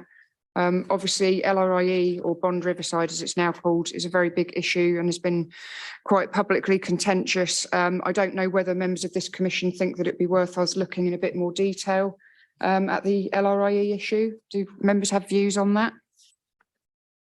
Councillor McKinnon. Yep, thanks, Chairman. I'm perfectly happy for the Commission to look at that. I guess it's dependent on what the new executive decide to do. Gordon, I think I'm right in saying that this forward plan it's not been changed substantially since the new administration came in. Would that be fair enough? It's updated on a regular basis, but all items on there may be on there until they're formally taken off, if you like. And so, yeah, I mean, it dependent on whether that still goes ahead, but that'd be fine. I mean, I think the parking strategy would be a good one to look at. And there's a glaring one there, council strategy delivery plan, but I guess we've yet to see the new council strategy. So I guess that might slip. So I guess we're just in this strange sort of interregnum period where some significant things may well appear, but they haven't yet. Yeah. And there's some things here that look significant that may not see the light of day, but that's okay. Councillor Sumner. Thank you, Chair. I think we could do with looking at the 8th of June Hackney carriage tariffs item, because I recall asking if members opposite actually knew what they were voting for at that point, with no disrespect to them whatsoever. I don't think it was clear on the night, and I think Mrs. Clark was involved in a conversation on the night, and therefore I think it would be worth looking at that just to make sure that we know exactly what the council has decided. Okay. I think just on that, that report was approved at executive, the proposals in that, and the process by which that can then be reviewed is by way of a call-in, which is 5 days after the decision is taken. And the reason for that is to not prevent the executive agenda being delivered. So I think that's just something to note. I would question or challenge what value you will bring to reviewing that at this point, because the decision has been taken and can't be reversed, and you can't make recommendations back to executive. We had a conversation on the evening, and I think those comments are noted, but I think equally that the decision that was taken was clear. And I think that there is something for us to take away just to make sure that any future issues aren't repeated. Noted. Thank you. Councillor McKinnon. Thanks, Chairman. On the 2nd of November, the Equality, Diversity and Inclusion Framework. So that's proposing a new EDI framework for West Berkshire Council. I think that would be of public interest and interest to many members. Yes, I think that is on our list. Yeah. Thank you, Councillor McKinnon. Any other comments? I agree that I think we should look at the parking strategy, also the waste strategy. I think we're already well underway on looking at that, but it's obviously a long-term process because we've got a number of years before we need to do the re-tender, but I know that officers are doing a lot on that. So it might be useful for us to make an input into that and the parking. Bearing in mind what Councillor McKinnon said about the interregnum period and how much of this has been updated, would it be useful for me to have a discussion with the leader about this? Would that be appropriate, just to get a bit more of a steer on what's happening with some of this stuff? Yeah, I think that is absolutely kind of, yes, the ideal way to operate this will be to engage and try and, I suppose, secure that early sight of potential kind of strategies that will be coming through. Yes. Great. Okay. If you can minute that to remind me then, Mr. Oliver, that I'll have a chat with the leader about it. Good. Yes, Councillor Sumner. I'll beg your pardon, Councillor Wollaston. Yeah, it's just to know that some of the officers have since departed. I see Susan Powell on here. I think I've seen Jim Sweeting somewhere. That's one they could be updated. Okay, thank you. Yeah. Susan Powell is still an officer with the council, albeit that she will be leaving in the not too distant future. Okay. So if we just make sure that all of the names on that document are correct then. Thank you. Councillor Sumner. Yeah, thank you, Chair. It's just and I don't think it's been mentioned, apologies if it was, the re-tender of the local bus services. Yes, I think that's going to be quite key for everybody right across the district. Yeah, thank you for that. Yeah, definitely. Okay, good. Thank you very much for that. So, item 14, Scrutiny Commission Work Programme. So invite members to review the work programme, propose additions or changes, and whether these should be considered as part of a scrutiny meeting or a deep dive by a task and finish group. So we can either bring a paper to this meeting to have a look at, or we can have task and finish groups, but with the caveat that we don't want to have too many task and finish groups because of the pressure that it puts on everybody. So we need to be very focused. There is a methodology in your agenda pack called paper scrutiny topic prioritisation methodology. So we do need to consider things like whether things are in the public interest, how wide an area is affected within the district by the issue, performance and priority. Is there a high level of dissatisfaction amongst residents, for example, effectiveness and resources. So please have a view to that when you're discussing this item. Should we talk about that before we come on to the supplementary agenda pack? Yep, great, okay. So do members have any comments on the list that you've got in front of you in the agenda pack? So this is page 195. Yes, Councillor Reid. I'm just wondering if the early years capacity is a little bit too tight in scope, and whether we should also be looking at, because that's specifically for large. I'm just wondering whether we should look at early years capabilities for charities, you know, the ones that provide either a few days a week or only provide care from, you know, school hours rather than the actual wraparound. Okay, because this is something that we, it's a government ambition, isn't it, that's coming in September 2026. So could we look at that in a broader sense, do you think, officers? Or do you think we need to focus specifically on that one because of the government obligation we're going to be facing? What's your view? It may be that we asked Mr. Coe there. I'm not sure about, it's not my area of expertise. Okay.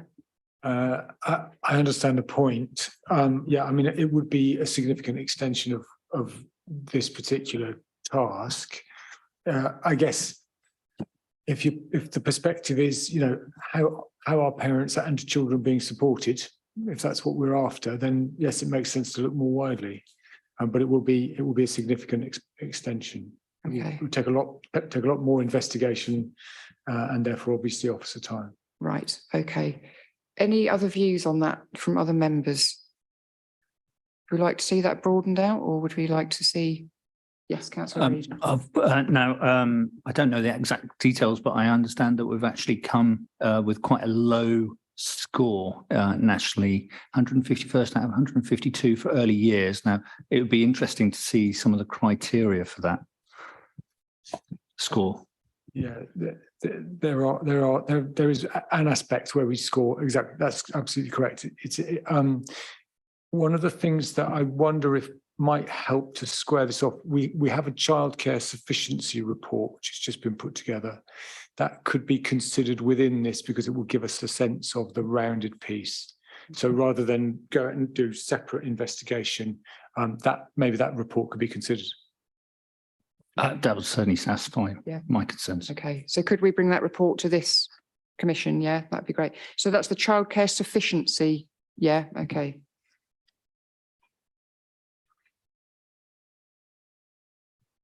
Okay, so if we bring that to this commission, do we also at the same time need to look specifically at this wraparound care issue because of our obligation to do this by September 26?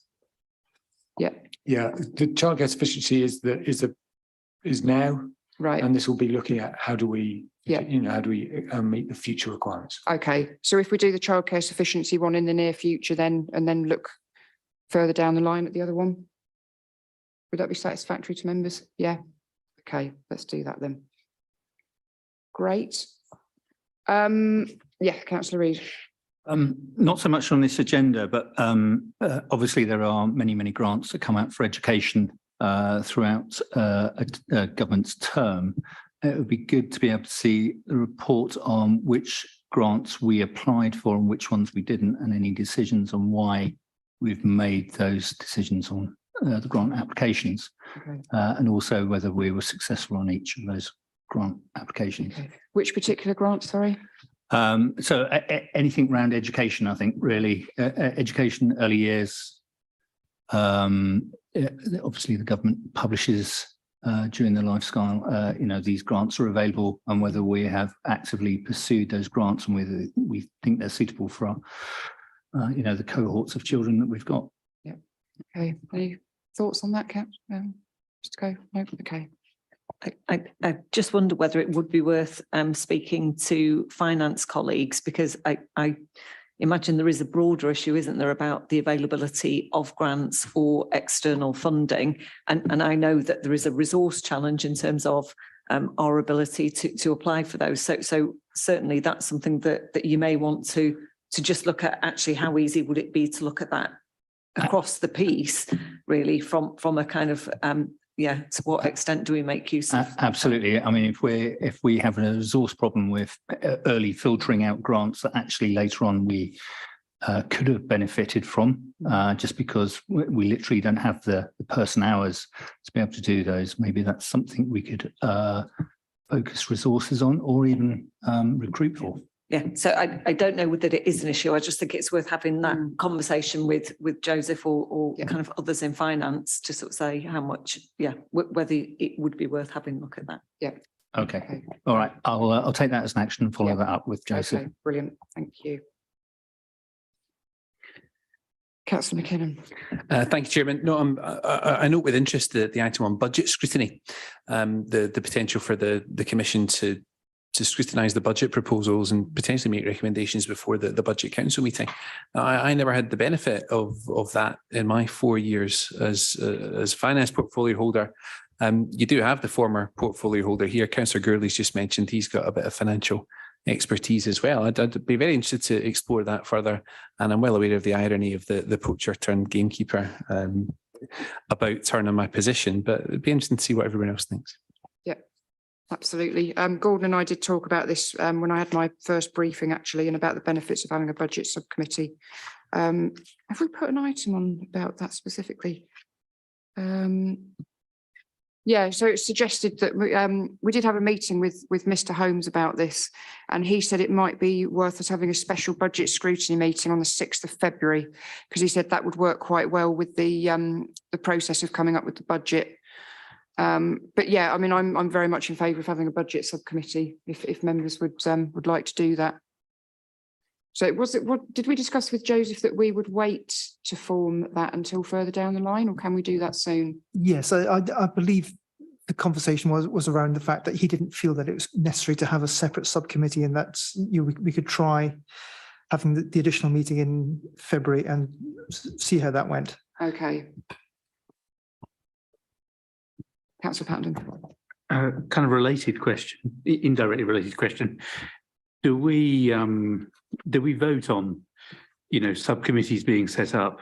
Is that the process for deciding, whether there might be a budget subcommittee, for example? Yeah, maybe officers can advise. There would normally be a proposal to create a task group, or a subcommittee of this committee. So it is formally constituted, certainly as a subcommittee, then it's kind of delegated with whatever powers this body chooses to give to it. But I think my understanding of that is that I think Joseph or Mr. Holmes was suggesting a special meeting of scrutiny, so it will be the whole body, and I imagine because that will, tie in with what is the anticipated budget cycle. So they will be the papers that in effect will be going to executive, and ahead of them going on to council for consideration. Okay. Chairman, with the 6th of February, that the executive papers would have been published. That's 2 days before the executive meeting, but the proposals would be public by that point. Yeah, so we could look at them. Yeah, okay, good. So if we go with that for the budget, then we'll have that meeting the 6th of February. And regarding having votes, Councillor Patton, presumably if we decide we want to have a task and finish group on something, we've then got to go away and come up with terms of reference and come back to a subsequent meeting with those terms of reference, like we have done with the COVID one, and approve them before we can appoint anyone. Yeah, okay. Right, the sewage one. As if you were around last year, will know, Thames Water were invited to come and give a presentation to Scrutiny Commission about the issue of sewage and water infrastructure. And it was a very, very useful meeting. It was well attended by the public and members of the committee, and non-members also. I am quite keen to ask them to, or invite them to return. It was September last year when they came along, so I think it would be appropriate to do something maybe October, November time, to give us time to organise it. The sewage issue is obviously an issue of great concern to the public, but there are also additional issues around infrastructure. So we've got lots of major developments happening locally, and the freshwater and foul water connections are things that are often contentious in planning application decisions, because people will come along and say, well, you haven't looked at this adequately. There's already flooding in our area. There's already sewage. How are you going to ensure that everything's connected up properly? I'm also very conscious that when they did their presentation last year, they made some interesting points around how if developers can prove that they have instituted low water usage measures, they can have a reduced charge for hooking up with Thames Water. So I don't know whether things like that are getting picked up elsewhere in the council, whether they're being shared with the planning department, whether they ought to be part of the local plan, and so on and so forth. How do we as a council make sure that we join up those things, and when we get that useful information, we make sure that it's plugged into other parts of the council? So what do members think about having a special meeting about that? Councillor Gawley. Yeah, excuse me, thank you, Chair. Yeah, I was going to say, because it is such a topic of importance, I don't know whether it's worth having, whether it's perhaps a once a quarter update from Thames Water, and then perhaps a written update every other meeting, because it is such an important one that we need to keep focus and pressure on. Like, is it worth having more regular updates? Because like September is actually 9 months ago now, and not a lot seems to have changed. Is it something we should have as a regular standing point on there and bring to the committee more often? One thing we need to bear in mind is that Thames Water aren't obliged to come to this meeting. Anyone within the council, member or officer, is obliged to come before the commission, but external stakeholders aren't. I think potentially if we ask them to do a report every quarter, they might, there's no harm in asking, but they might say, well, we're not obliged to do that. Whereas I think the public meeting was particularly useful. I would be inclined to involve other people in that discussion as well. So the Environment Agency, for example, Action for the River Kennet, and other stakeholders. Because one thing we're quite keen to do with this going forward is to ensure that public stakeholders are included in the scrutiny process, and we get the views of residents and other special interest groups. So yeah, we could certainly investigate that. Maybe that's something we could raise at the meeting and say to them, are they happy to give a more frequent update? And maybe we can discuss the form that might take. Yeah, I think that's a good compromise if we can't get something more regular. Okay, thank you very much, Councillor Gawley. Yes, Councillor Reid. I'm just wondering, as it's my understanding that developers don't have an automatic right to connect to sewage now, and I believe you can use effectively other sewage providers. I'm just wondering whether we should look at the scope of what that might be as an impact on the environment as a whole, how we can keep a measure on environmental measures, as it won't just be one sewage provider. Yeah. That's certainly something that we can raise at the meeting. Yeah. So I don't know the answer. And so whether it would be worth us kind of taking that away and kind of looking at it. Certainly planning conditions as such would be beyond the remit of this committee. But yeah, if it's do we want to involve other people, then we can take that away and just check what the position is, and I suppose to consider what value we can potentially add through this commission, and in terms of your time and those kind of constraints. Yeah, I think it's basically stakeholders in there. It's not so much that people don't have to follow connecting in that way, but what's the impacts and how it's going to be measured, I think that's what would be of interest to a scrutiny committee, is making sure that we're forward thinking about the impact of that to the environment, and how, are we considering enough of the impacts in there? Yeah. Thank you for that. Okay, so are members content that we have a meeting October, November time? Yeah, with Thames Water, and we invite other external stakeholders as well. Obviously, we'll need to do some work on how we want that meeting to work, have a think in advance, have a brainstorm about the questions we want to ask them. They'll probably want a bit of a heads up on what we want to ask them as well. So we'll thrash that all out. But in principle, we're happy to do that. Yeah, very good. I think the public will welcome that because it's obviously a highly contentious issue that people are very concerned about.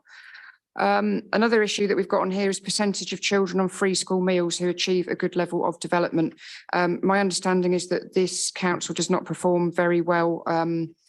So there is a Nesta map that Mr. Oliver very kindly shared with me, which shows that we don't perform particularly well on this, and officers are of the opinion that we ought to look at this in more detail. Do members have any questions or views on this particular topic?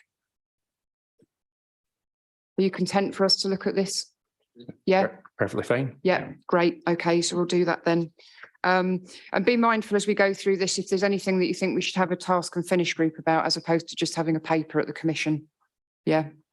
Obviously, we've got the COVID one, but there's no reason why we can't have something else on the boil as well. Okay, so we've done early years. Environment strategy, reviewing progress on implementing the council's environment strategy and the delivery plan. This is obviously a really big deal for the council. My understanding is that officers are looking at the moment at our carbon footprint and doing some measuring around that, because there was some confusion or controversy about how much we've reduced our carbon footprint at the tail end of the last administration, and people were claiming different things about the way we were measuring it. So we obviously need to keep an eye on that. I would be quite keen personally to also look at the issue of our preparedness for climate change and global heating. Obviously, trying to prevent it is one thing, and we've got this great strategy and delivery plan, and we've got a very ambitious target, but we also need to think about what our preparedness is, particularly I think around our estate. So care homes, schools, the offices that officers have to work in, etc.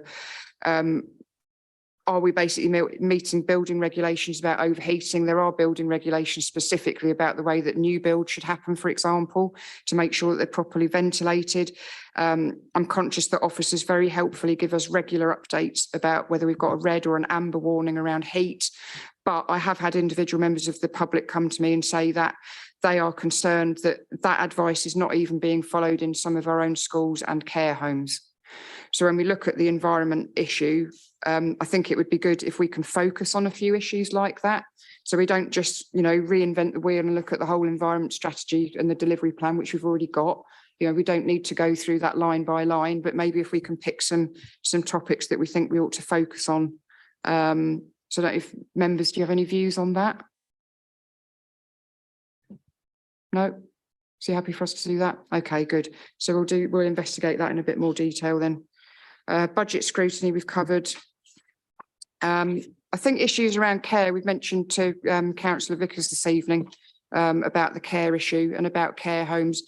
If and when we can change the constitution and include adult social care, I think it'd be really good to look at dementia care in addition to dementia diagnosis, for example, because I think the two go hand in hand. I don't think it makes much sense for us to look at them separately necessarily.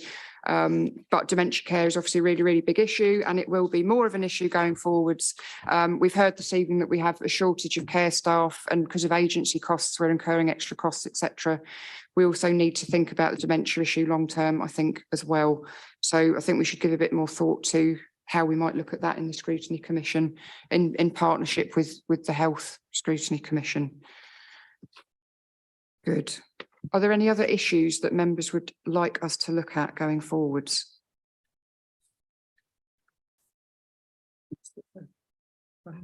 Yes, thank you very much, Mr. Oliver.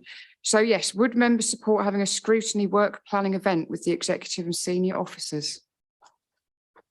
So are you envisaging this would be like a sort of half day or something? Yes, something like that, yes. Yeah. I would completely support that, Chairman. Yeah, very good. Thank you, councillor McKinnon. People happy with that? Yep. So when would we like to do that? Sooner rather than later, presumably? I'm assuming the executive might need to give a bit more thought to their programme. So can we consult with the leader about that? But obviously I think we ought to try and do it sooner rather than later. Good, then we can have an opportunity to thrash things out in a bit more detail. Yeah? Happy? Good. Right then. So I think we're now just left with our additional item, is that right? Has everyone got a copy of this additional item?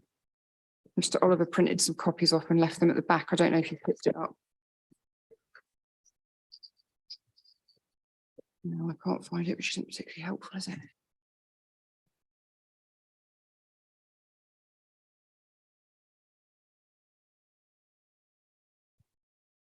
There we go.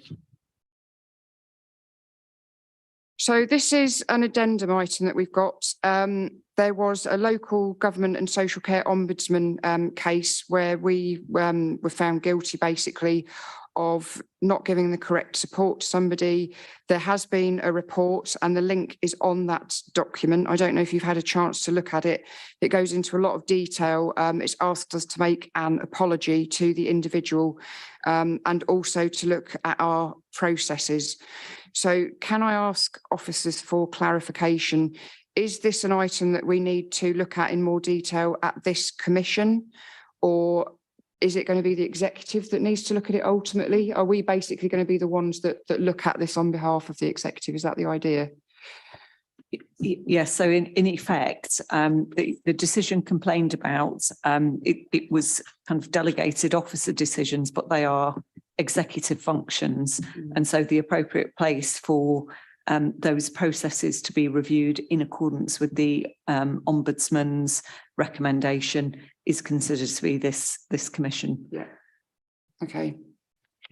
So do we need to table this for more discussion later, or do we need to have a special meeting? Because Yeah, I think it is so because of the time constraints in which we have been asked to consider this as an authority, our recommendation would be that we do need to schedule an additional meeting, sort of as soon as possible, really, as soon as convenient. Okay, great. And we will have a report from relevant officers for that meeting. Yes, that would be the intention, so that you have more background and information regarding this. Okay, Councillor Sumner.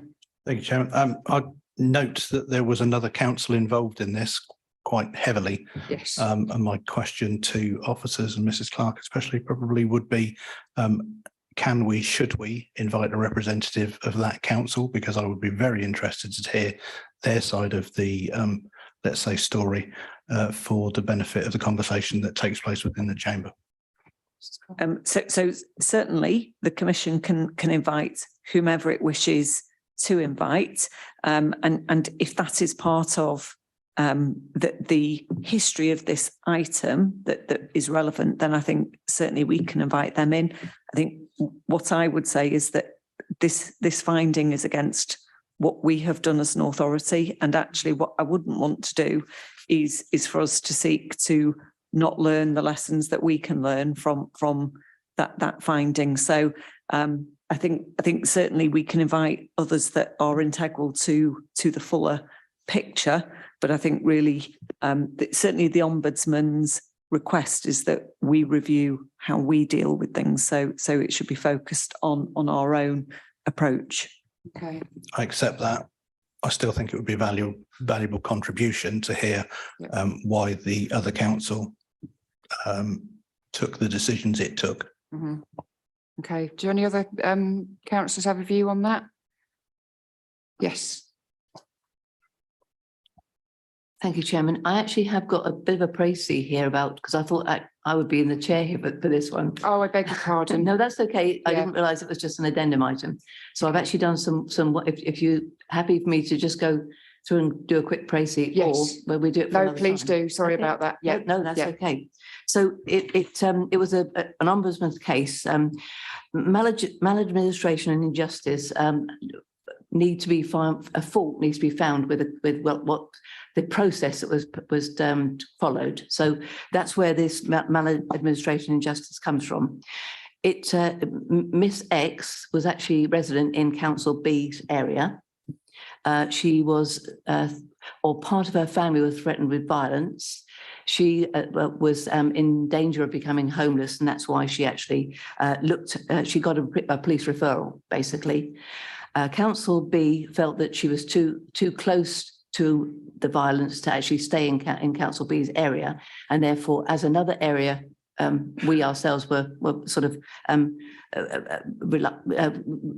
asked to get involved.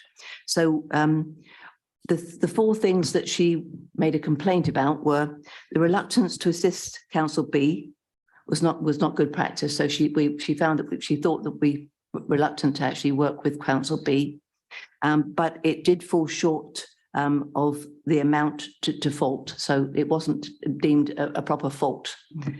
There was no fault in the way the council considered the priority banding. So she was actually banded originally at one band, and then she was moved up a band when we were advised of her medical situation. The council apologised for the delay. There was a delay in the discretionary housing payment, and that was due down to her different status at various times during her sort of process. So she was at one particular point, she was a student, at other point she was no longer a student, which is where that change happened. So the council apologised for that delay, and it was the Ombudsman felt that was actually sufficient remedy for that particular complaint. The delay in responding to stage 2 complaint, she made a stage 2 complaint, was also not sufficient to amount to fault. But in general, the whole thing together was actually deemed to be a fault on the council's behalf by council causing injustice to Miss X's case. So they were within 3 months. We had to apologise to Miss X and pay her a £500 compensation for frustration and uncertainty. We had to review our internal processes to ensure it accepted homelessness applications and provided an interim accommodation. We had to provide guidance and training to staff following the review. And we had to consider the report and conform within 3 months to the actions taken or proposed to take. And we had to put those in front of either full council, cabinet, or other appropriate delegated committees. So Miss X, formally had her apology on the 8th of February this year. She had a payment of £500 on the 9th of February this year. The incident took place back in December 2020. So during that time, there were major service improvement plan process going through, which caused obviously delays in this process. So all processes relating to housing operations service, which managing council's homeless functions, have been reviewed and updated. There's clear procedures been developed to ensure all staff are aware of their statutory obligations, as well as good practice, as specified in the Homeless Code of Guidance for local authorities. Training has been given and is ongoing to support case law and changes in good practice. Thank you, Chair. Thank you very much, Councillor Gaines, for that. Do officers have anything else they want to add? No. Okay, thank you very much. So I note what Councillor Sumner has suggested. We can certainly invite someone, but I think we do need to focus on the lessons that we need to learn as a council and processes that we're putting in place, and not use that as an opportunity to revisit issues that the Ombudsman has obviously already looked at with regard to how we dealt with this and how Council B dealt with it. So we need to find a date for a special meeting. Is that something that you can do offline with us? Do we know how soon that needs to happen to fulfil the obligation to the Ombudsman?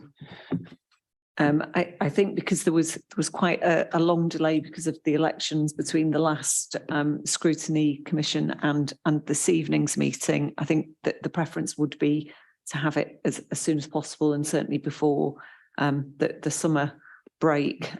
So I think sometime no later than July, I think.